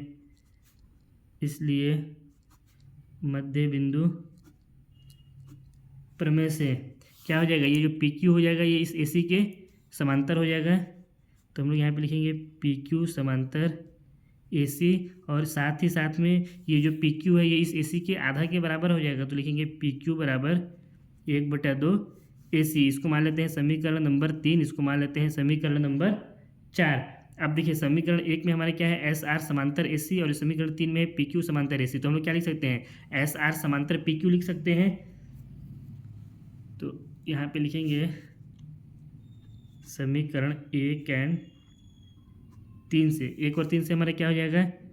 SR समांतर PQ हो गया। इसको मान लेते हैं समीकरण नंबर 5। इसी तरह से समीकरण 2 में SR बराबर है 1/2 AC के, समीकरण 4 में PQ बराबर है 1/2 AC के। तो हम लोग समीकरण 2 और 4 से क्या लिख सकते हैं? SR बराबर PQ लिख सकते हैं। तो यहाँ पे लिखेंगे समीकरण 2 और 4 से एस आर बराबर क्या हो जाएगा पी क्यू। ये इसको मान लेते हैं समीकरण 6। अब समीकरण 5 और 6 में देखेंगे तो एस आर पी क्यू के समांतर भी है और एस आर पी क्यू के बराबर भी है। अगर इस आकृति में अगर अपन देखें तो इस आकृति को देखने से हमको क्या मालूम चल रहा है, एस आर कौन सा है हमारा, ये वाला भुजा है, एस आर और पी क्यू ये वाला भुजा है। तो ये भुजा और ये भुजा दोनों सम्मुख भुजा है। दोनों सम्मुख भुजा क्या है, एक दूसरे के समांतर भी है और एक दूसरे के बराबर भी है, इसलिए ये दोनों क्या हो जाएंगे, ये जो हमारा चतुर्भुज बन रहा है ये चतुर्भुज हमारा समांतर चतुर्भुज हो जाएगा। तो हम लोग नीचे लिखेंगे समीकरण 5 और 6 से स्पष्ट है कि चतुर्भुज पी क्यू आर एस एक समांतर चतुर्भुज है। ठीक है, इसका कारण नहीं लिख रहा हूँ, या कारण चलिए लिख भी देता हूँ, क्योंकि समांतर चतुर्भुज की सम्मुख भुजा बराबर एंड समांतर होती है। अब देखिए जो हमारा ये जो चतुर्भुज है, ये चतुर्भुज हम लोग कैसा प्रूफ कर दिए हैं, चतुर्भुज को हम लोग समांतर भी समांतर चतुर्भुज प्रूफ कर दिए हैं। अब हम लोग को क्या करना पड़ेगा, किसी एक कोण को, या कोण एक, कोण पी, कोण क्यू, कोण आर और कोण एस, किसी एक कोण को हम लोग को 90 डिग्री लाना पड़ेगा। अगर 90 डिग्री हम लोग प्रूफ कर देंगे तो ये क्या हो जाएगा, एक आयत हो जाएगा। अब देखिए इस जो समांतर चतुर्भुज है इसके किसी एक कोण को हम लोग 90 डिग्री प्रूफ करने के लिए क्या करेंगे, सबसे पहले तो देखिए हमको जो चतुर्भुज ABCD दिया हुआ था इसके गुण से हम लोग क्या जानते हैं कि इसके विकर्ण आपस में क्या बनाते हैं, 90 डिग्री का कोण बनाते हैं। यानी जो सम चतुर्भुज होता है उसके विकर्ण जहाँ पे आपस में प्रतिच्छेद करते हैं वहाँ पे कितने डिग्री का कोण बनता है, 90 डिग्री का कोण बनता है। यहाँ पे जो प्रतिच्छेद कर रही है बिंदु कौन सा है, मान लेते हैं ये बिंदु हमारा O है। तो यहाँ पे जो कोण बनेगा ये कितना डिग्री का बनेगा, 90 डिग्री का कोण बनेगा। अब हम लोग मान लेते हैं इस कोण P को 90 डिग्री, या ना किसी भी कोण को हम लोग को 90 डिग्री प्रूफ करना है। तो हम लोग मान लेते हैं इस कोण P को 90 डिग्री यहाँ पे प्रूफ करना है। तो कैसे प्रूफ करेंगे, देखिए ये जो चतुर्भुज है PQRS ये समांतर चतुर्भुज है, और उसके बाद हम लोग इस समांतर चतुर्भुज का एक छोटा सा भाग ये वाला चतुर्भुज को ले लेते हैं, ये इसको नाम दे देते हैं, ये हो गया P, ये हो गया O। तो इसके बाद हम लोग इसको नाम दे देते हैं M, और ये वाला नाम दे देते हैं इस भुजा को N। ठीक है, तो ये पूरा समांतर चतुर्भुज है, इसका अगर हम लोग एक भाग को भी देखेंगे तो ये भी कितना होगा, ये भी तो एक समांतर चतुर्भुज ही होगा, क्योंकि समांतर चतुर्भुज का ही तो ये एक भाग है। तो यहाँ से हम लोग लिखते हैं चतुर्भुज PNOM में। ठीक है, इसको यहीं पे इसी के नीचे बना देता हूँ, समझने में आसानी होगा। चतुर्भुज PNOM में अगर इस चतुर्भुज PNOM की अगर हम लोग बात करें तो यहाँ पे जो भुजा PN है ये क्या होगा, OM के समांतर होगा। कैसे समांतर होगा, क्योंकि ये जो भुजा PQ था ये क्या था, AC के समांतर था। अभी हम लोग इसको प्रूफ किए हैं, यहाँ पे ये देख सकते हैं आप लोग, ये जो PQ है ये क्या है, AC के समांतर है। और अगर इस डायग्राम की बात करें तो इस डायग्राम में जो PN है वो क्या है, PQ का ही एक भाग है, और जो MO है वो भी क्या है, वो एक AC का ही एक भाग है। तो ये दोनों भी आपस में क्या होंगे, एक दूसरे के समांतर होंगे। तो हम लोग यहाँ पे लिख सकते हैं PN समांतर हो जाएगा OM के। इसको हम लोग नाम देते हैं समीकरण नंबर 7। इसका कारण लिख देंगे, चूंकि PN व OM क्रमशः भुजा PQ व AC का ही, थोड़ा सा इसको ऊपर कर देता हूँ, एक भाग है। ठीक है, अब देखिए PN समांतर हो जाएगा OM के, ये जो PN है ये समांतर हो गया OM के। ये हमारा कैसा चतुर्भुज है, समांतर चतुर्भुज है। तो इसमें जो कोण होगा, कोण O और कोण P, ये भी आपस में क्या होगा, एक दूसरे के बराबर होगा, क्योंकि ये क्या है, एक समांतर चतुर्भुज है। और समांतर चतुर्भुज के जो सम्मुख कोण होते हैं वो क्या होते हैं, एक दूसरे के बराबर होते हैं। तो ये जो कोण O है इसका सम्मुख कोण कौन सा कोण है, कोण P है। तो हम लोग यहाँ से लिख सकते हैं कोण O बराबर कोण P, या इसको नाम दे देते हैं कोण 1 और इसको नाम दे देते हैं कोण 2। तो ये दोनों कोण भी आपस में क्या हो जाएंगे, एक दूसरे के बराबर हो जाएंगे। तो आगे हम लोग लिखते हैं कोण 1 बराबर कोण 2 हो जाएगा। इसका कारण क्या हो जाएगा, इसका कारण लिख देता हूँ, चूंकि समांतर चतुर्भुज के सम्मुख कोण बराबर होते हैं। ये हो गया कोण 1 बराबर कोण 2 का कारण। अब इसके बाद देखिए जो कोण 1 है हमारा, जो कोण यहाँ पे बन रहा है ये वाला बिंदु O पर, ये कितना होगा, 90 डिग्री का होगा, क्योंकि जो समचतुर्भुज है उसके विकर्ण आपस में 90 डिग्री के कोण बनाते हैं। तो हम लोग यहाँ पे कोण 1 की जगह क्या लिख सकते हैं, 90 डिग्री लिख सकते हैं। तो यहाँ से हम लोग को कोण 2 का वैल्यू कितना मिल जाएगा, 90 डिग्री मिल जाएगा। इसको थोड़ा सा और ऊपर कर देता हूँ मैं, इतना में मेरे हिसाब से हो जाना चाहिए। ठीक है, यहाँ पे हम लोग कोण 1 की जगह पे क्या लिख सकते हैं, या फिर कोण 1 की जगह हमारा हो गया 90 डिग्री बराबर कोण 2। इसका कारण देंगे चूंकि समचतुर्भुज के विकर्ण 90 डिग्री का कोण बनाते हैं, के विकर्ण परस्पर ना, परस्पर यानी आपस में 90 डिग्री का कोण बनाते हैं। इसलिए कोण 2 की जगह पे हम लोग क्या लिख दिए, 90 डिग्री लिख दिए। और जो कोण 2 है ये किस बिंदु पर है, कोण 2 हमारा बिंदु P पर है, यानी ये कौन सा कोण है, कोण P है। तो हम लोग यहाँ पे क्या लिख सकते हैं, यह कोण 2 की जगह पे हम लोग लिख सकते हैं कोण P बराबर क्या है, 90 डिग्री है।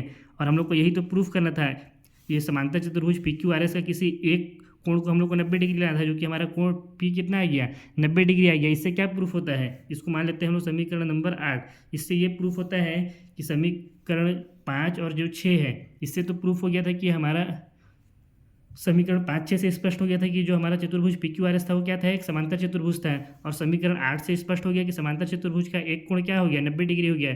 तो 5, 6 और 8 से हम लोग क्या लिख सकते हैं कि जो चतुर्भुज PQRS है वो एक क्या है, आयत है। इसके लिए इसको थोड़ा सा ऊपर कर देता हूँ। अब यहाँ पे लिख देते हैं समीकरण 5, 6 एंड 8 से स्पष्ट है कि चतुर्भुज PQRS एक आयत है, क्योंकि आयत के सम्मुख भुजा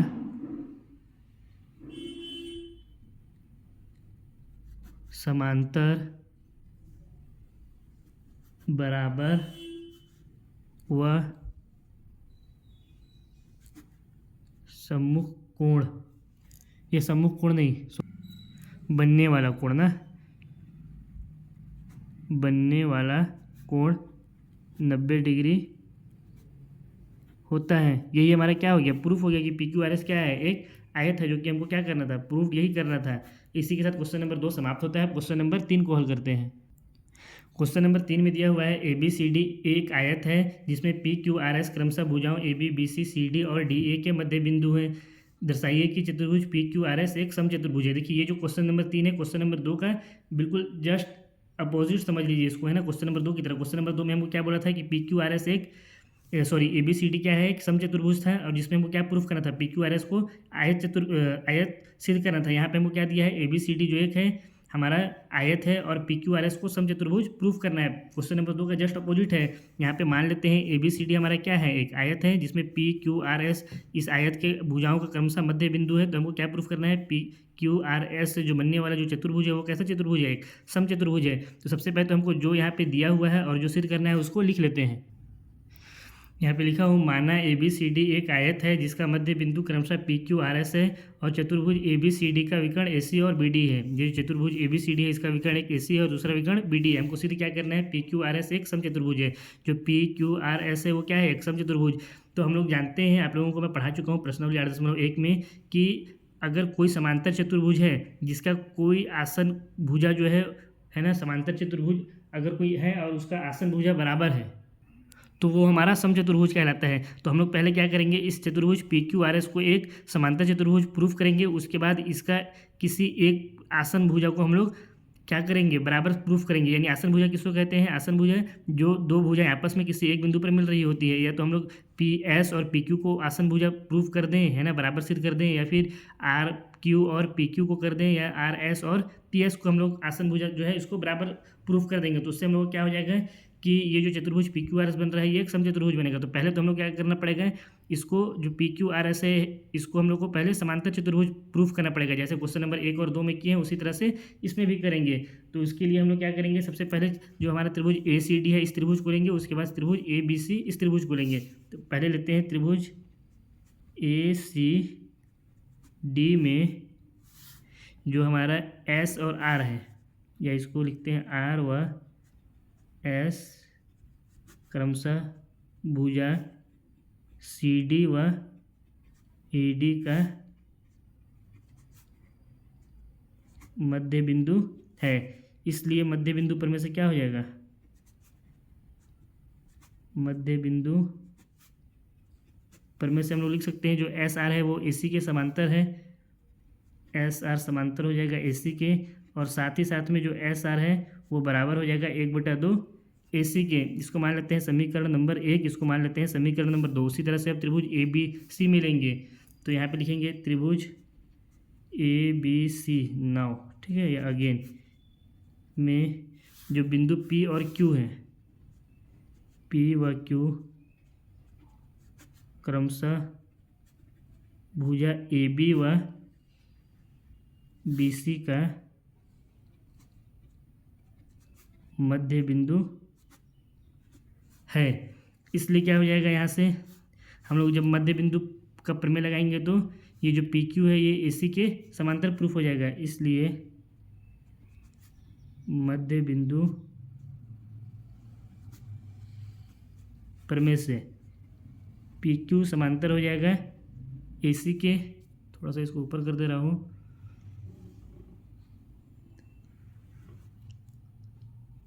और साथ ही साथ में जो पी क्यू है वो बराबर हो जाएगा, सॉरी हाँ ठीक तो है, ये बराबर हो जाएगा 1/2 ए सी के। इसको नाम दे देते हैं समीकरण नंबर 3 और इसको नाम दे देते हैं समीकरण नंबर 4। अब समीकरण 1 और 3 से एस आर समांतर ए सी है, पी क्यू समांतर ए सी है, तो हम लोग क्या लिख सकते हैं, एस आर समांतर पी क्यू। इसी तरह से 2 और 4 से क्या लिख सकते हैं, एस आर बराबर पी क्यू। तो यहाँ पे लिखते हैं समीकरण 1 एंड 3 से एस आर समांतर हो जाएगा ए सी के, नाम दे दिए समीकरण 5, और एस आर बराबर हो जाएगा पी क्यू के। ये समीकरण 2 एंड 4 से हो रहा है, ठीक है। इसको नाम दे देते हैं समीकरण नंबर 6। देखिए एस आर और सॉरी यहाँ पे ए सी की जगह पी क्यू होगा ना, हड़बड़ में गड़बड़ हो जाता है। तो देखिए एस आर और जो पी क्यू है इस आकृति में एस आर और पी क्यू ये कैसे हैं, सम्मुख भुज है। सम्मुख भुज आपस में समांतर भी हो गया और एक दूसरे के बराबर भी हो गया, इसलिए क्या हो जाएगा, समांतर चतुर्भुज हो जाएगा। तो लिखते हैं नीचे में समीकरण 5 एंड 6 से स्पष्ट है कि चतुर्भुज पी क्यू आर एस एक समांतर चतुर्भुज है। ये हमारा यहाँ पे प्रूफ हो गया। अब हम लोग को क्या करना है, इसमें जो समांतर चतुर्भुज पी क्यू आर एस है इसके किसी एक आसन भुजा को हम लोग को बराबर प्रूफ करना पड़ेगा, जिससे ये सिद्ध हो जाएगा कि ये जो बनने वाला कोण है ये क्या है, समचतुर्भुज है। क्योंकि वे समांतर चतुर्भुज जिसके आसन भुजा बराबर होते हैं वो क्या कहलाता है, हमारा समचतुर्भुज कहलाता है। तो इसके लिए हम लोग क्या करेंगे, त्रिभुज जो हमारा ए बी और डी है इस त्रिभुज का इस्तेमाल करेंगे। ये जो हमारा त्रिभुज ए बी और डी है, ठीक है, इससे हम लोग को क्या फ़ायदा होगा, देखिए इधर इसको लाइन यहीं पे खींच के इधर ही बना देता हूँ। त्रिभुज ए बी डी में ये हमारा त्रिभुज ए हो गया, ये बी हो गया और ये डी हो गया। अगर इसमें हम लोग देखें तो जो पी है और एस है, ए बी और ए डी का क्या है, मध्य बिंदु है। तो हम लोग यहाँ पे लिखेंगे बिंदु पी व एस क्रमशः भुजा ए बी व ए डी का मध्य बिंदु है। इसलिए यहाँ पे क्या हो जाएगा, मध्य बिंदु प्रमेय से मध्य बिंदु प्रमेय से ये जो हमारा एस पी है ये क्या हो जाएगा, ये बी डी के समांतर हो जाएगा। तो यहाँ पे हम लोग लिख सकते हैं एस पी समांतर बी डी, और साथ ही साथ एस पी इस बी डी के आधा के बराबर भी हो जाएगा। तो लिखेंगे एस पी बराबर 1/2 बी डी। इसको नाम दे देते हैं समीकरण नंबर 7 और इसको नाम दे देते हैं समीकरण नंबर 8। अब देखिए हम लोग को क्या दिया हुआ है कि ये जो हमारा इसको थोड़ा सा ऊपर करके दिखा दे रहा हूँ। ये जो हमारा चतुर्भुज ABCD है, ये कैसा चतुर्भुज है? एक आयत है। और हम लोग क्या जानते हैं, आयत के जो विकर्ण होते हैं आपस में क्या होते हैं? एक दूसरे के बराबर होते हैं। तो इसका जो विकर्ण कौन सा है? AC है, और इसका विकर्ण BD है। तो AC बराबर क्या हो जाएगा? BD हो जाएगा। और अगर AC बराबर BD होगा तो इसको हम लोग क्या लिख सकते हैं? 1/2 AC बराबर 1/2 BD भी तो इसको हम लोग लिख सकते हैं। इसका जो आधा होगा वो भी तो एक दूसरे के क्या होगा? बराबर होगा। ठीक है। तो अब इसके बाद यहाँ नीचे में देखिए, जो हमारा समीकरण नंबर 4 है और जो हमारा समीकरण नंबर 8 है, इसमें जो विकर्ण 1/2 AC है और इसका विकर्ण 1/2 AD है, ये दोनों क्या हो जाएंगे? एक दूसरे के बराबर हो जाएंगे। तो हम लोग लिख सकते हैं समीकरण 4 एंड 8 से क्या हो जाएगा? 1/2 AC बराबर हो जाएगा 1/2 BD हो जाएगा। इसका कारण क्या हो जाएगा? चूंकि आयत के विकर्ण बराबर होते हैं। अब अगर समीकरण 1/2 AC बराबर 1/2 BD, ठीक है, अगर ये आपस में बराबर है तो इसको एक मिनट ना, इसको समीकरण 4 और 8 भी मत दीजिए। ये तो हम लोग डायरेक्ट भी लिख सकते हैं ना कि इसके जो विकर्ण होंगे एक दूसरे के क्या होंगे? बराबर होंगे। या इसके जगह पे लिख सकते हैं चूंकि AC बराबर BD, इसलिए 1/2 AC बराबर 1/2 BD भी हो जाएगा। इसका कारण लिख दिए कि आयत के विकर्ण जो आपस में होते हैं क्या होते हैं? एक दूसरे के बराबर होते हैं। हमारे पास जो चतुर्भुज था उसका एक विकर्ण AC था और दूसरा विकर्ण BD था, इसलिए 1/2 AC बराबर किसके हो जाएगा? 1/2 BD के। अब देखिए समीकरण 4 में अगर हम लोग ध्यान दें तो यहाँ पे 1/2 AC है, समीकरण 8 में देखें तो यहाँ पे 1/2 BD है। ये दोनों अगर एक दूसरे के बराबर हो जाएंगे तो हम लोग 1/2 AC की जगह पे क्या लिख सकते हैं? PQ, और 1/2 BD की जगह पे क्या लिख सकते हैं? SP लिख सकते हैं।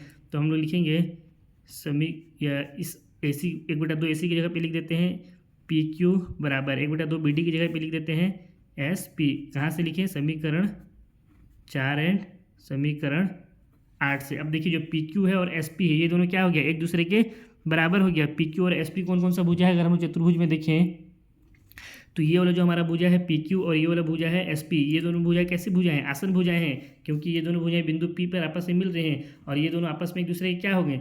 बराबर हो गए। हमको यही तो प्रूफ करना था कि समांतर चतुर्भुज ABCD PQRS का किसी एक आसन भुजा को हम लोग को बराबर लाना था, जो कि हम लोग क्या किए? ले आए हैं। इसको नाम दे देते हैं हम लोग समीकरण नंबर 9। ठीक है। तो समीकरण 9 से क्या स्पष्ट होता है? समीकरण 9 से स्पष्ट है कि समांतर चतुर्भुज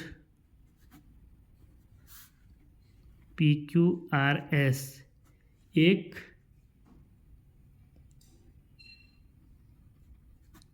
आयत है। PQRS को पहले हम लोग यहाँ पे समांतर चतुर्भुज प्रूफ किए थे और 9 से इसके क्योंकि आसन भुजा बराबर है इसलिए क्या प्रूफ हो गया कि ये एक क्या है? आयत है। हमको इसलिए यह सिद्ध हुआ कि चतुर्भुज PQ, एक मिनट ना, यहाँ पे हम लोग का इस आयत हमको दिया हुआ था ABCD ना, बार बार गलत हो रहा है। PQRS की आसन भुजा बराबर है ना यार, आप लोग बताते भी नहीं हो। आसन भुजा बराबर है, इसलिए क्या होगा? यह सिद्ध हुआ कि जो चतुर्भुज हमारा PQRS है वह क्या है? RS एक सम चतुर्भुज है। ये हमारा प्रूफ हो गया। यही हमको क्या करना था? प्रूफ करना था। इसी के साथ क्वेश्चन नंबर 3 समाप्त होता है। क्वेश्चन नंबर 4 को हल करते हैं। क्वेश्चन नंबर 4 में दिया हुआ है ABCD एक समलंब है। ये जो हमारा चतुर्भुज ABCD है ये क्या है? समलंब है, जिसमें AB समांतर DC है। ये जो AB है ये क्या? DC के समांतर है। साथ ही BD एक विकर्ण है, और जो BD है हमारा क्या है? ये ABCD जो समलंब है इसका एक विकर्ण है। और E भुजा AD का मध्य बिंदु है, और जो बिंदु E है ये भुजा AD का क्या है? मध्य बिंदु है। E से होकर एक रेखा AB के समांतर खींची गई। यहाँ पे जो E है इससे होकर एक रेखा हम लोग खींचे हैं जो क्या है? AB के समांतर है, जो BC को F पर प्रतिच्छेद कर रहा है। और ये वाला जो रेखा है ये क्या हो रहा है? BC को F पर प्रतिच्छेद कर रहा है। दर्शाइए कि F भुजा BC का मध्य बिंदु है। जो F है ये भुजा BC का मध्य बिंदु है। यानी यहाँ पे हमको क्या प्रूफ करना है कि FC बराबर किसके है? FB के बराबर है। यानी ये जो रेखा है EF ये क्या है? BC का मध्य बिंदु है। हमको ये यहाँ पे प्रूफ करना है। तो सबसे पहले जो दिया है उसको लिख लेते हैं। दिया है क्या? दिया है सबसे पहले AB DC का समांतर है, तो यहाँ पे लिख देंगे AB समांतर DC। इसको मान लीजिए समीकरण नंबर 1। ठीक है। उसके बाद क्या बोल रहे हैं, ई से एक रेखा खींचे हैं जो ए बी के समांतर है। यहाँ पे बोल रहे हैं ना, ई से एक रेखा खींचे जो ए बी के समांतर है, और ये कहाँ पे मिल रहा है, बी सी में एफ पर प्रतिच्छेद कर रहा है, यानी ई एफ क्या है, ये भी ए बी के समांतर है।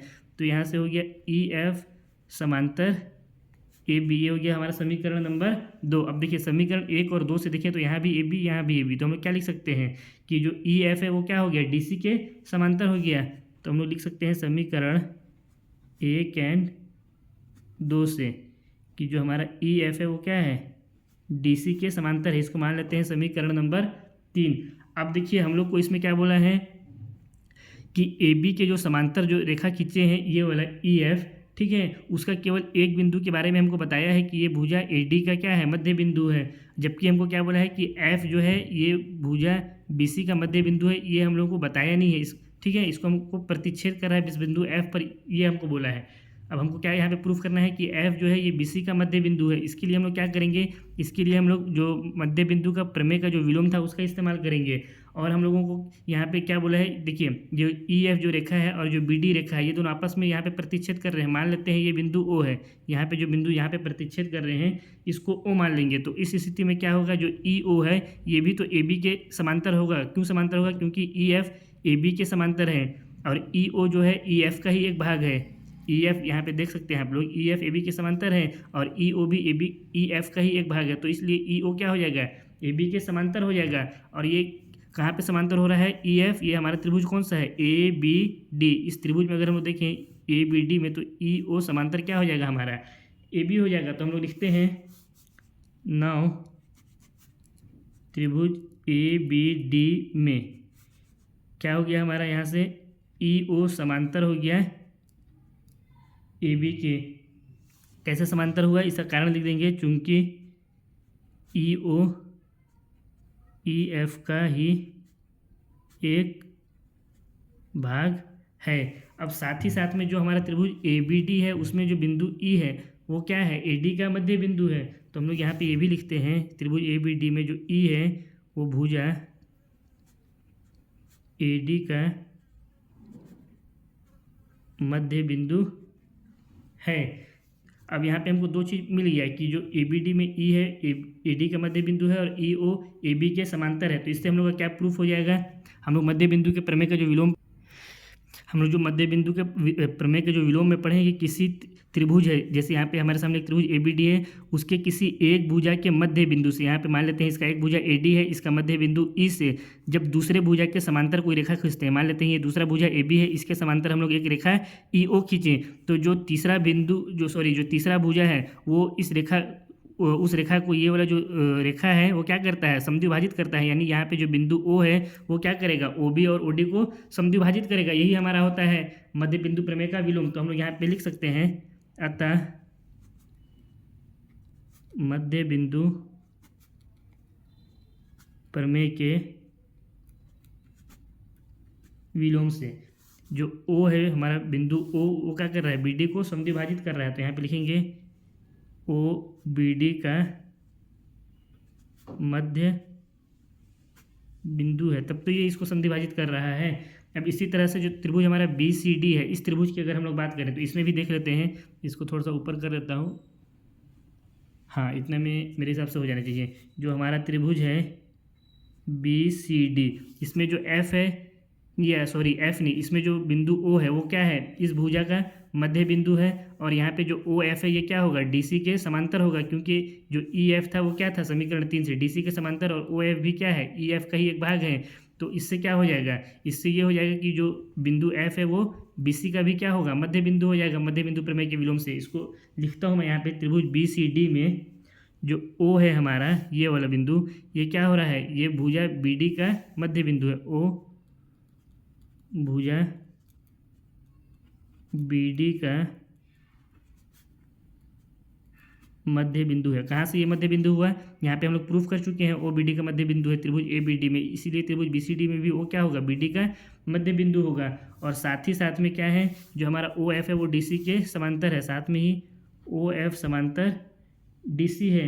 इसका कारण क्या लिख देंगे, इसका कारण लिख देंगे चूँकि समीकरण 3 से, ये जो हमारा समीकरण 3 है इसमें ई एफ का ही तो एक भाग है ओ एफ, समीकरण 3 से ओ एफ ई एफ का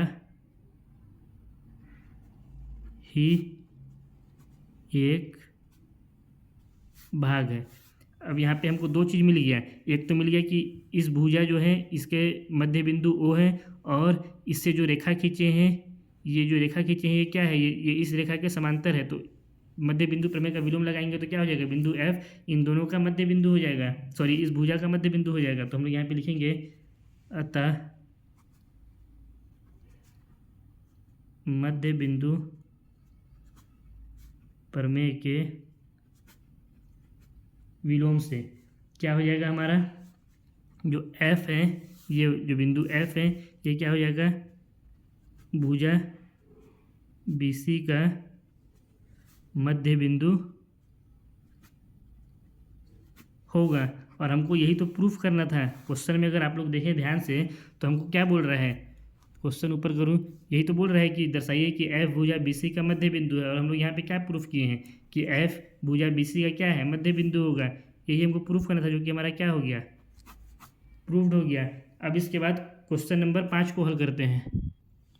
क्वेश्चन नंबर 5 में दिया हुआ है, एक समांतर चतुर्भुज ABCD में E और F क्रमशः भुजाओं AB और CD के मध्य बिंदु है। यहाँ पे हमारे सामने जो चतुर्भुज दिख रहा है ABCD, एक ऐसा चतुर्भुज है, समांतर चतुर्भुज है, जिसमें जो बिंदु E है और F है ये भुजा AB और CD का मध्य बिंदु है। यानी ये जो भुजा AB है इसका मध्य बिंदु E है, और जो भुजा CD है इसका मध्य बिंदु F है। दर्शाइए कि रेखाखंड AF और EC, जो रेखाखंड हमारा AF है और ये जो हमारा रेखाखंड EC है, ये विकर्ण BD को समत्रिभाजित कर रहे हैं। ये क्या कर रहे हैं, ये जो हमारा विकर्ण BD है इसको समत्रिभाजित कर रहे हैं, यानी 3 बराबर भागों में बांट रहे हैं। इसका मतलब क्या हुआ, हमको यहाँ पे क्या प्रूफ करना है, ये जो DP है ये बराबर होगा PQ के, और ये PQ बराबर हो जाएगा QB के। हमको यही इसमें प्रूफ करना है। हमको क्या दिया हुआ है कि ABCD एक समांतर चतुर्भुज है। तो हम लोग सबसे पहले लिखते हैं, चूंकि दिया है ABCD एक समांतर चतुर्भुज है। अब अगर ABCD एक समांतर चतुर्भुज है तो इसमें जो भुजा AB होगा ये क्या होगा, भुजा CD के समांतर होगा, क्योंकि ये समांतर चतुर्भुज के सम्मुख भुजाएं क्या होती है, आपस में एक दूसरे के समांतर होती है। तो हम लोग क्या लिख सकते हैं, इसलिए AB समांतर CD हो जाएगा। और अगर AB समांतर CD होगा, यानी AB समांतर अगर CD होगा तो AE समांतर CF भी तो होगा, क्योंकि ये AE किसका एक भाग है, AB का ही भाग है, और जो CF है वो क्या है, CD का ही एक भाग है। तो ये दोनों भी आपस में क्या होंगे, एक दूसरे के समांतर होंगे। इसलिए क्या हो जाएगा, जो AE है वो समांतर क्या हो जाएगा, CF के या FC के, इसको बोल सकते हैं। ठीक है, इसको FC ही लिखिए वरना बाद में कन्फ्यूज हो जाइएगा। इसको मान लेते हैं हम लोग समीकरण नंबर 1। इसका कारण नहीं लिख रहा हूँ, कारण आप लोग को बता दे रहा हूँ क्यों ये समांतर हुआ, क्योंकि AE और CF है वो AB और CD का ही एक भाग है, और ये दोनों आपस में समांतर हैं, इसलिए ये और ये भी आपस में एक दूसरे के समांतर होगा। ठीक है, अब इस AE और CF अगर एक दूसरे के समांतर है, और साथ ही साथ में जो AB और CD है ये दोनों क्या होगा, एक दूसरे के बराबर भी होगा, क्योंकि समांतर चतुर्भुज के जो सम्मुख भुजा होते हैं वो एक दूसरे के बराबर होते हैं। तो हम लोग लिख सकते हैं एंड जो AB है वो क्या हो जाएगा, बराबर हो जाएगा CD के। कारण पे यहाँ पे लिख दीजिएगा समांतर चतुर्भुज के सम्मुख भुजा बराबर होते हैं। ठीक है, पूरा इसको मैं लिख रहा नहीं हूँ, आप लोग अपने से लिख लीजिएगा। तो AB बराबर क्या हो जाएगा, CD। अब अगर AB बराबर CD है तो इसका जो AE है ये क्या है, 1/2 AB है, यानी जो AE है ये क्या है, इसका आधा है, और जो CD का आधा क्या हो जाएगा, CF हो जाएगा। तो ये दोनों भी आपस में क्या हो जाएंगे, एक दूसरे के बराबर हो जाएंगे। तो हम लोग यहाँ पे क्या लिख सकते हैं, या AB की जगह में लिख सकते हैं 1/2 AB बराबर CD की जगह में लिख देंगे 1/2 CD। ये भी हम लोग लिख सकते हैं। और 1/2 AB क्या है, हमारा AE है, तो हम लोग इसकी जगह पे लिख देंगे AE बराबर 1/2 CD क्या है, हमारा CF है, तो इसकी जगह पे हम लोग लिख देंगे CF। AE किसके बराबर हो जाएगा, CF के बराबर हो जाएगा। इसको नाम दे देते हैं समीकरण नंबर 2। अब देखिए ये कैसे बराबर हुआ, क्योंकि हमको प्रश्न में क्या बोला था कि AF कहाँ गया, E और F भुजाओं AB और CD का मध्य बिंदु है। ये E और ये F ये इसका मध्य बिंदु है, ये इसका मध्य बिंदु है, यानी ये जो E है ये इसको 2 बराबर भागों में बांट रहा है। AE बराबर EB हो जाएगा। AE बराबर EB हुआ अगर यहाँ से तो क्या हो जाएगा, AB बराबर यहाँ हम लोग क्या लिख सकते हैं, AB अगर पूरे का वैल्यू निकालें तो क्या हो जाएगा, AE प्लस EB होगा। और चूंकि E इसके मध्य बिंदु है इसलिए क्या हो जाएगा, AE और EB आपस में बराबर हो जाएगा, AE बराबर EB होगा। चूंकि यहाँ पे हमको बोला है कि ये क्या है, AB का मध्य बिंदु है, तो यहाँ पे हम लोग EB की जगह पे क्या रख सकते हैं, AE रख सकते हैं। तो यहाँ पे क्या हो जाएगा, हमारा ये हो जाएगा AB बराबर AE प्लस AE, और ए कितना हो गया, ये 2AE बराबर कितना हो गया यहाँ से AB, इस 2 को इधर लाएंगे तो कितना हो जाएगा 1/2 AB बराबर AE। तो यहाँ पे 1/2 AB की जगह पे हम लोग क्या लिखे हैं AE, यही तो हम लोग यहाँ पे लिखे हैं। इसी तरह से हम लोग 1/2 CD की जगह पे CF भी प्रूफ कर सकते हैं, ठीक है। अब देखिए समीकरण 1 और 2 से स्पष्ट है। समीकरण 1 में देखिए AE समांतर है FC की, जो AE है ये समांतर है FC के, और AE जो है ये बराबर है FC के। इसका मतलब क्या हुआ कि AECF क्या है, एक समांतर चतुर्भुज है। तो हम लोग आगे यहाँ पे लिखेंगे समीकरण 1 एंड 2 से स्पष्ट है कि AECF एक इधर तरफ कार्य था, ठीक है, समांतर चतुर्भुज है। और समांतर चतुर्भुज की सम्मुख भुजाएं और क्या होते हैं, समांतर होते हैं और एक दूसरे के बराबर होते हैं, यही इसका कारण है। अब इसके बाद देखिए अगर ये दोनों समांतर चतुर्भुज हैं तो जो हमारा AF है, ये जो AF ये क्या हो जाएगा, ये इसी के समांतर हो जाएगा, क्योंकि ये भी तो क्या है आपस में एक दूसरे के सम्मुख भुजाएं हैं। तो हम लोग लिख सकते हैं इसलिए AF समांतर हो जाएगा इसी, इसको नाम दे देते हैं समीकरण नंबर 3। इसका कारण लिख देंगे चूंकि AECF एक समांतर चतुर्भुज है, ठीक है। अब देखिए इसमें हमको क्या प्रूफ करना है कि ये जो विकर्ण BD है इसको P और Q क्या कर रहे हैं, समत्रिभाजित कर रहे हैं, यानी 3 बराबर भागों में इसको बांट रहे हैं। तो इसके लिए हम लोग क्या करेंगे, इसके लिए हम लोग यहाँ पे इस्तेमाल किसका करेंगे, मध्य बिंदु प्रमेय के विलोम का। कैसे इस्तेमाल करेंगे, देखिए हम लोग ऐसा त्रिभुज लेंगे जिसमें कम से कम ये दोनों बिंदु क्या हो, आते हों। तो सबसे पहले तो ऊपर में देखिए हम लोग कौन सा त्रिभुज ले लेंगे, त्रिभुज CD और जो हमारा Q है, इस त्रिभुज को अगर देखें तो इसमें हमारा जो बिंदु P है और बिंदु Q है ये भी आ रहा है। तो हम लोग यहाँ से क्या करेंगे, DP और PQ को आपस में एक दूसरे के बराबर करेंगे। कैसे करेंगे इसको समझिए। यहाँ से अगर हम लोग कौन सा त्रिभुज लेते हैं, त्रिभुज CDQ में, अगर CDQ में अगर हम लोग देखें तो जो F है वो क्या है, भुजा CD का मध्य बिंदु है। तो यहाँ पे लिखेंगे F भुजा CD का मध्य बिंदु है। साथ ही में यहाँ पे जो PF है वो क्या है, QC के समांतर है। एंड PF समांतर है किसके, QC के। अगर आप लोगों को ये समझ में नहीं आए तो देखिए हम लोग का AF और EC समीकरण 3 से ये दोनों क्या था, समांतर था। इसलिए क्या हुआ, ये जो PF है और QC ये भी क्या है, इन दोनों का ही तो एक भाग है, तो ये भी क्या होगा, आपस में समांतर होगा। तो इसका कारण मैं लिख देता हूँ, समीकरण 3 से PF व QC क्रमशः AF व EC का ही एक भाग है, ठीक है। तो इसलिए हम लोग क्या हो गया, PF बराबर QC, PF समांतर QC। अब देखिए हम लोग का यहाँ पे F है, ये इसका क्या है, मध्य बिंदु है। साथ ही में PF और ये QC ये दोनों समांतर हैं। तो इससे हम लोग को मध्य बिंदु का अगर विलोम लगाएंगे तो क्या प्रूफ हो जाएगा कि जो बिंदु P है वो DQ का क्या है, मध्य बिंदु है। तो हम लोग यहाँ से लिख सकते हैं अतः मध्य बिंदु प्रमेय के विलोम से क्या प्रूफ हो जाएगा कि ये जो बिंदु P है ये DQ का मध्य बिंदु है। P DQ का मध्य बिंदु है। अगर P DQ का मध्य बिंदु है तो क्या हो जाएगा, DP बराबर PQ हो जाएगा। तो यहाँ पे लिखेंगे इसलिए DP बराबर PQ। इसको हम लोग नाम दे देते हैं समीकरण नंबर 4। ये हमारा 3 था, ये हो गया हमारा समीकरण नंबर 4। अब इसी तरह से अब हमको क्या करना पड़ेगा, ये जो QP है और ये PQ है इस दोनों को भी आपस में एक दूसरे के बराबर प्रूफ करना पड़ेगा। इसके लिए हम लोग क्या करेंगे, इसके लिए हम लोग जो हमारा जो त्रिभुज है AB और P, इस त्रिभुज को लेंगे। इस त्रिभुज में अगर देखें तो हम लोग को PQ भी मिल रहा है और QB भी मिल रहा है। तो हम लोग अगेन लेंगे, इसको थोड़ा सा ऊपर कर देता हूँ, अगेन त्रिभुज ABP में त्रिभुज ABP में क्या था, जो बिंदु E था वो यहाँ पे अगर देखें आप लोग तो बिंदु E है वो क्या है, AB का मध्य बिंदु है। तो यहाँ पे नीचे लिखूँगा मैं बिंदु E भुजा AB का मध्य बिंदु है।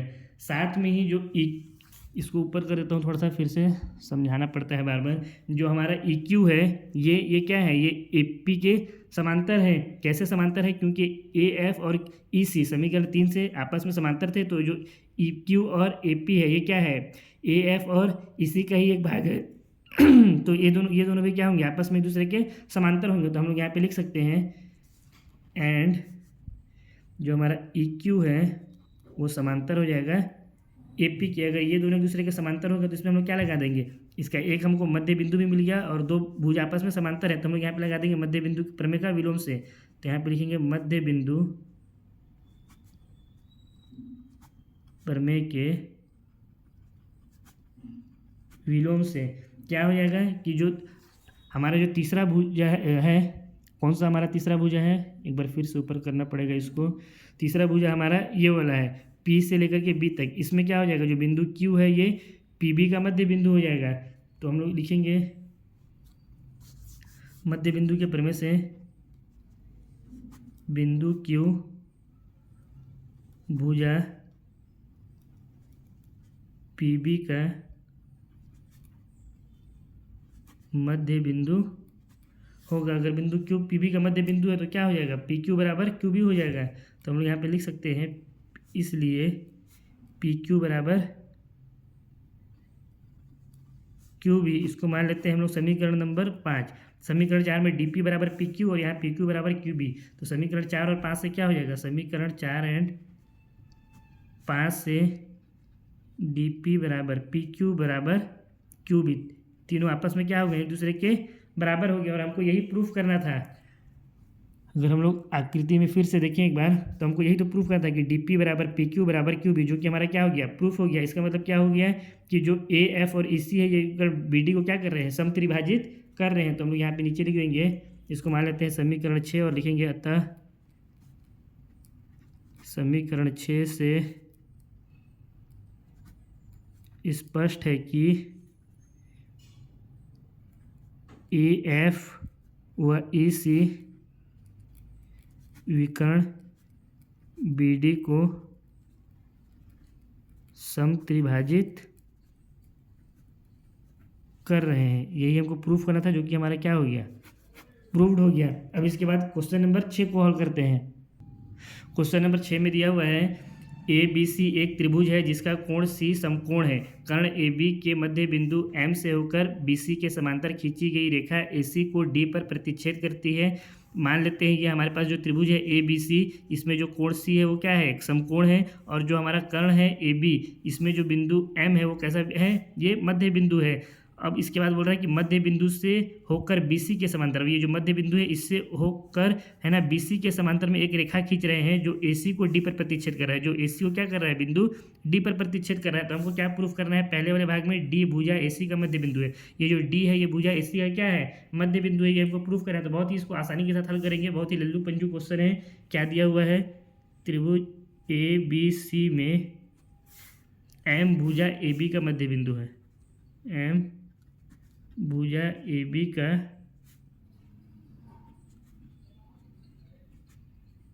मध्य बिंदु है।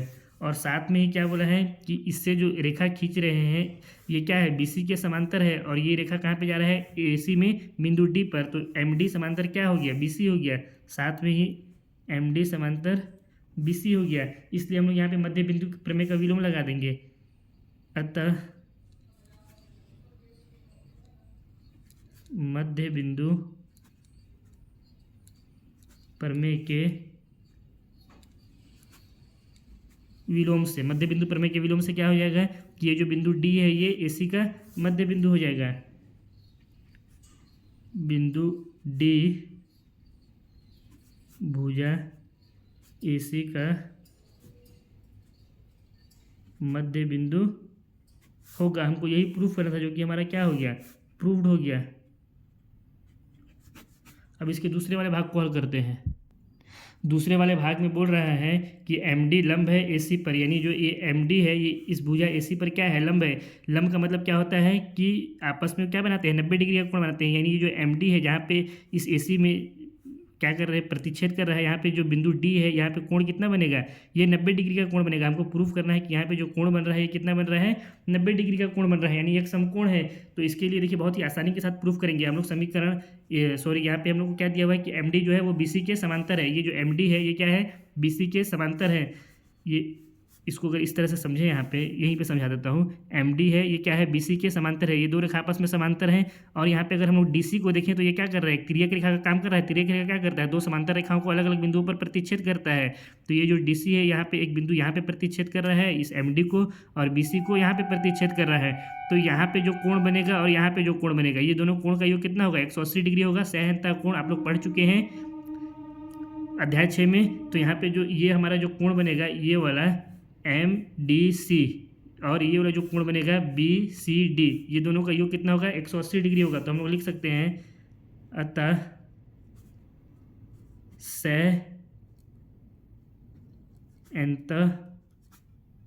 कोण से क्या हो जाएगा, जो कोण हमारा एम डी सी प्लस जो कोण हमारा बी सी डी है, इनका योग कितना हो जाएगा, 180 डिग्री हो जाएगा। सहनता कोण आप लोग अध्याय 6 में पढ़ चुके हैं। उसको हम लोग क्या कहते हैं, तिर्यक रेखा के एक ही ओर के अंतः कोण भी कहते हैं। ठीक है, इसका योग हो जाता है 180 अंश। अब हमको देखिए जो यहाँ पे जो कोण ये सी है, जो हमको क्या बताया था, प्रश्न में ही बोला था कि जो कोण सी है वो समकोण है। यानी ये जो बी सी डी ये वाला जो कोण है ये कितना है, 90 डिग्री का। ये हमको प्रश्न में ही दिया हुआ है। तो हम लोग यहाँ पे क्या लिखेंगे, M D C plus 90 degree बराबर 180। कारण में लिख देंगे चूंकि दिया है कोण सी, या इसको हम लोग बोलेंगे कोण बी सी डी कितना दिया हुआ है, 90 डिग्री दिया है। इसको थोड़ा सा ऊपर कर देता हूँ। ठीक, एम सी डी प्लस इसके जगह पे लिख दिया हम लोग 90 डिग्री, क्योंकि हमको ये दिया हुआ है कोण सी 90 डिग्री है, बराबर 180 डिग्री। अब ये जो 90 है इधर प्लस में, बराबर के इस तरफ जाएगा तो माइनस में हो जाएगा। तो यहाँ से आ गया एम डी सी बराबर 180 डिग्री माइनस 90 डिग्री। 180 में से 90 घटाएंगे तो एम डी सी का वैल्यू कितना आ गया, 90 डिग्री आ गया। और यही हमको इसमें क्या करना था, प्रूफ करना था। तो हम लोग यहाँ पे लिखते हैं अतः जो एम डी है वो क्या कर रहा है, ए सी के ऊपर लंब डाल रहा है। ये सॉरी हाँ, ए सी के ऊपर लंब डाल रहा है। यही हमको क्या करना था, प्रूफ करना था, जो कि हमारा क्या हो गया,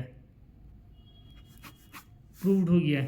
एम डी सी यही वाला तो कोण है हमारा ना, इस आकृति में ये जो आकृति है इसमें यही वाला कोण है हमारा एम डी सी। ये 90 डिग्री यहाँ पे लंब डाल रहा है, और ये हमारा कितना आ गया, 90 डिग्री आ गया यहाँ पे, जो कि हमारा क्या हो गया, प्रूफ हो गया।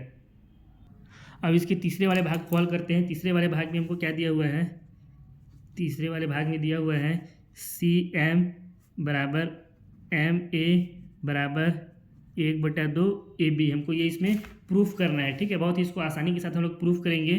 देखिए जो आकृति है इसको मैं यहाँ पे नीचे में भी बना लेता हूँ। ठीक है, बार बार ऊपर करना नहीं पड़ेगा। आकृति हमारा कुछ इस तरह का है, ये है ऐसे, ठीक है, और यहाँ से एक ये है, ठीक, इसका नाम है हमारा ए, ये है सी, ये है बी, ये है एम, ये है डी, और ये है हमारा 90 डिग्री, ये भी है हमारा है 90 डिग्री। तो हमको क्या प्रूफ करना है, सी एम बराबर एम ए। सी एम ये वाला है, यानी यहाँ से हम लोग एक रेखा मिलाएंगे, ये हो गया सी एम बराबर एम ए बराबर ये, यानी ये भुजा और ये भुजा दोनों को क्या करना है, आपस में एक दूसरे के बराबर करना है, और ये बराबर है 1/2 ए बी के। तो जाहिर सा बात है एम क्या है, ए बी का मध्य बिंदु है, तो एम किसके बराबर हो जाएगा, जो हमारा एम ए होगा वो 1/2 ए बी के बराबर हो जाएगा। तो हमको ये तो प्रूफ करने की जरूरत नहीं है इसको। अगर हम लोग सी एम और एम ए को एक दूसरे के बराबर प्रूफ कर देंगे तो हम लोग का जो क्वेश्चन है वो सॉल्व हो जाएगा। तो इसके लिए हम लोग क्या करेंगे, जो हमारा त्रिभुज ये वाला है ए एम डी, ये वाला जो त्रिभुज है इसको, और जो हमारा त्रिभुज सी एम डी है ये वाला, इस दोनों को आपस में हम लोग सर्वांशम एक दूसरे के प्रूफ करेंगे। तो यहाँ पे लिखते हैं त्रिभुज ए एम डी और त्रिभुज सी एम डी में, अगर इन दोनों त्रिभुज में देखें तो ए एम डी त्रिभुज में हमारा एम डी भुज आ रहा है, और सी एम डी में भी हमारा एम डी भुज आ रहा है। तो हम लोग का यहाँ से क्या हो जाएगा, एम डी बराबर एम डी, कारण लिख देंगे उभय निष्ठ भुजा।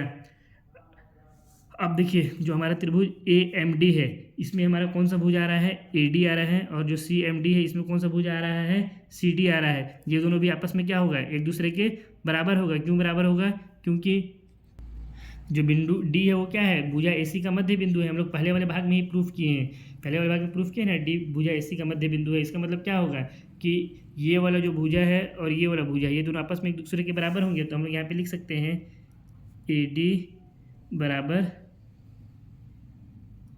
सी डी, इसका कारण क्या लिख देंगे, मध्य बिंदु। जो डी है हमारा मध्य बिंदु है इस भुजा एसी का, इसलिए ए डी और सी डी आपस में क्या हो जाएंगे, बराबर हो जाएंगे। अब देखिए यहाँ पे जो कोण हमारा बन रहा है बिंदु डी में, ये हमारा कितना आया था, 90 डिग्री आया था एम डी सी। तो ये जो कोण है, जब इसके ऊपर एम डी लंब डालेंगे भुजा एसी पे, तो सिर्फ इस तरफ ही 90 डिग्री का कोण थोड़ी बनाएगा, ये तो इस तरफ भी 90 डिग्री का ही कोण बनाएगा। लंब का मतलब क्या होता है कि उसके दोनों तरफ 90 डिग्री का कोण बनाता है। तो हमारा जो एम डी सी और एम डी ए, ये दोनों कोण क्या होगा, आपस में बराबर हो जाएगा। तो हम लोग यहाँ पे लिख सकते हैं त्रिभुज ए एम डी में, ये ए डी एम जो हमारा त्रिभुज कोण है ए डी एम, ये क्या हो जाएगा, त्रिभुज सी डी एम में जो हमारा कोण सी डी एम है इसके बराबर हो जाएगा। तो यहाँ पे लिखेंगे बराबर हो जाएगा सी डी एम के। इसका कारण लिख देंगे चूंकि दोनों 90 डिग्री है। यहाँ पे दो भुजा एक कोण आपस में बराबर हो गए हैं, इसलिए क्या हो गया, प्रूफ हो गया। इसलिए त्रिभुज ए एम डी सर्वांगसम हो गया त्रिभुज सी एम डी के। और किस सर्वांग समता नियम से हुआ ये हुआ एस ए एस, दो भुजा इसलिए साइड एंगल साइड सर्वांग समता नियम से आपस में एक दूसरे के क्या हो गया, सर्वांगसम प्रूफ हो गया। अब देखिए अगर ये दोनों त्रिभुज आपस में एक दूसरे के सर्वांगसम है तो हम लोग सीपीसीटी से क्या कर सकते हैं, जो ए एम है और ये सी एम है, इन दोनों को एक दूसरे के बराबर कर सकते हैं। हमको तो यही चाहिए ना, सी एम और एम ए एक दूसरे के बराबर चाहिए। तो हम लोग लिख सकते हैं ए एम बराबर सी एम। कहाँ से आया ये हमारा, इसलिए ये हमारा आ गया सी पी सी टी से। इसको मान लेते हैं हम लोग, समीकरण नाम दे देते हैं 1, ठीक है। अब इसके बाद हमको क्या दिया हुआ है कि जो m है ये ए बी का मध्य बिंदु है, ये हमको प्रश्न में ही दिया हुआ है। तो हम लोग नीचे यहाँ पे लिखेंगे चूंकि दिया है m ए बी का मध्य बिंदु है, इसलिए क्या हो जाएगा ए एम बराबर एम बी हो जाएगा। तो यहाँ से हम लिखेंगे ए एम बराबर एम बी, ये दोनों आपस में बराबर हो जाएंगे। या फिर हम लोग इसको क्या लिख सकते हैं, ए एम जो है वो इस ए बी का आधा हो जाएगा। इसको अगर हम लोग यहाँ से अगर देखें तो ये जो पूरा हमारा ए बी है ये किसके बराबर है, ये पूरा ए बी बराबर है किसके, A M plus M B के, A M plus M B के बराबर है। और जो ए बी का अगर वैल्यू हम लोग निकालें तो क्या आ जाएगा, ए एम ये हो गया हमारा, और एम बी की जगह पे हम लोग क्या रख सकते हैं, ए एम रख सकते हैं। तो ये प्लस हो जाएगा हमारा ए एम हो जाएगा। अब यहाँ से इसको अगर हल करेंगे तो ए बी बराबर कितना हो गया, 2 ए एम हो जाएगा। और इस 2 को इस तरफ ले आएंगे, इधर गुणा में इधर आके कितना हो जाएगा भाग में, तो यह हो गया 1/2 ए बी बराबर ए एम। तो यहाँ से हम लोग का जो ए एम आया वो किसके बराबर आया, 1/2 ए बी के बराबर आया। इसको मान लेते हैं समीकरण नंबर 2। समीकरण 1 में ए एम सी एम के बराबर है, समीकरण 2 में ए एम 1/2 ए बी के बराबर है। तो हम लोग यहाँ पे लिख सकते हैं अतः समीकरण 1 एंड 2 से क्या हो जाएगा, ए एम बराबर सी एम बराबर 1/2 ए बी। हमको देखिए यहाँ पे यही प्रूफ करना था क्वेश्चन नंबर 2 में, सी एम बराबर एम ए, सी एम बराबर एम ए या ए एम बराबर 1/2 ए बी। इसको हम लोग और थोड़ा सा सही करके लिख लेते हैं, जिस सीक्वेंस पे हम लोग को इसमें बोला है उसी सीक्वेंस पे हम लोग यहाँ पे लिख लेते हैं। सबसे पहले लिख लेते हैं सी एम को, तो हो गया सी एम बराबर एम ए बोला है तो इस ए एम को हम लोग क्या लिख सकते हैं, यह ए एम को लिख सकते हैं एम ए बराबर 1/2 ए बी। ये प्रूफ करना था जो कि हमारा क्या हो गया, प्रूव्ड हो गया। इसी के साथ क्वेश्चन नंबर 6 के साथ ही हमारा प्रश्नावली 8.2 के सारे प्रश्न हल हो जाते हैं। आशा करता हूँ आप लोगों को वीडियो पसंद आया होगा। अगर वीडियो पसंद आया तो वीडियो को लाइक करें, कमेंट करें, चैनल में नए तो चैनल को सब्सक्राइब करें, साथ ही वीडियो को अपने दोस्तों के साथ भी शेयर करें। और इस पूरे वीडियो का PDF आपको MD सर के टेलीग्राम चैनल पर मिल जाएगा। अगर आप लोग चाहें तो टेलीग्राम चैनल को ज्वाइन कर सकते हैं। अब बहुत जल्द हम लोग नए अध्याय में मिलेंगे, बिल्कुल नए कॉन्सेप्ट के साथ। तब तक के लिए बेस्ट ऑफ लक।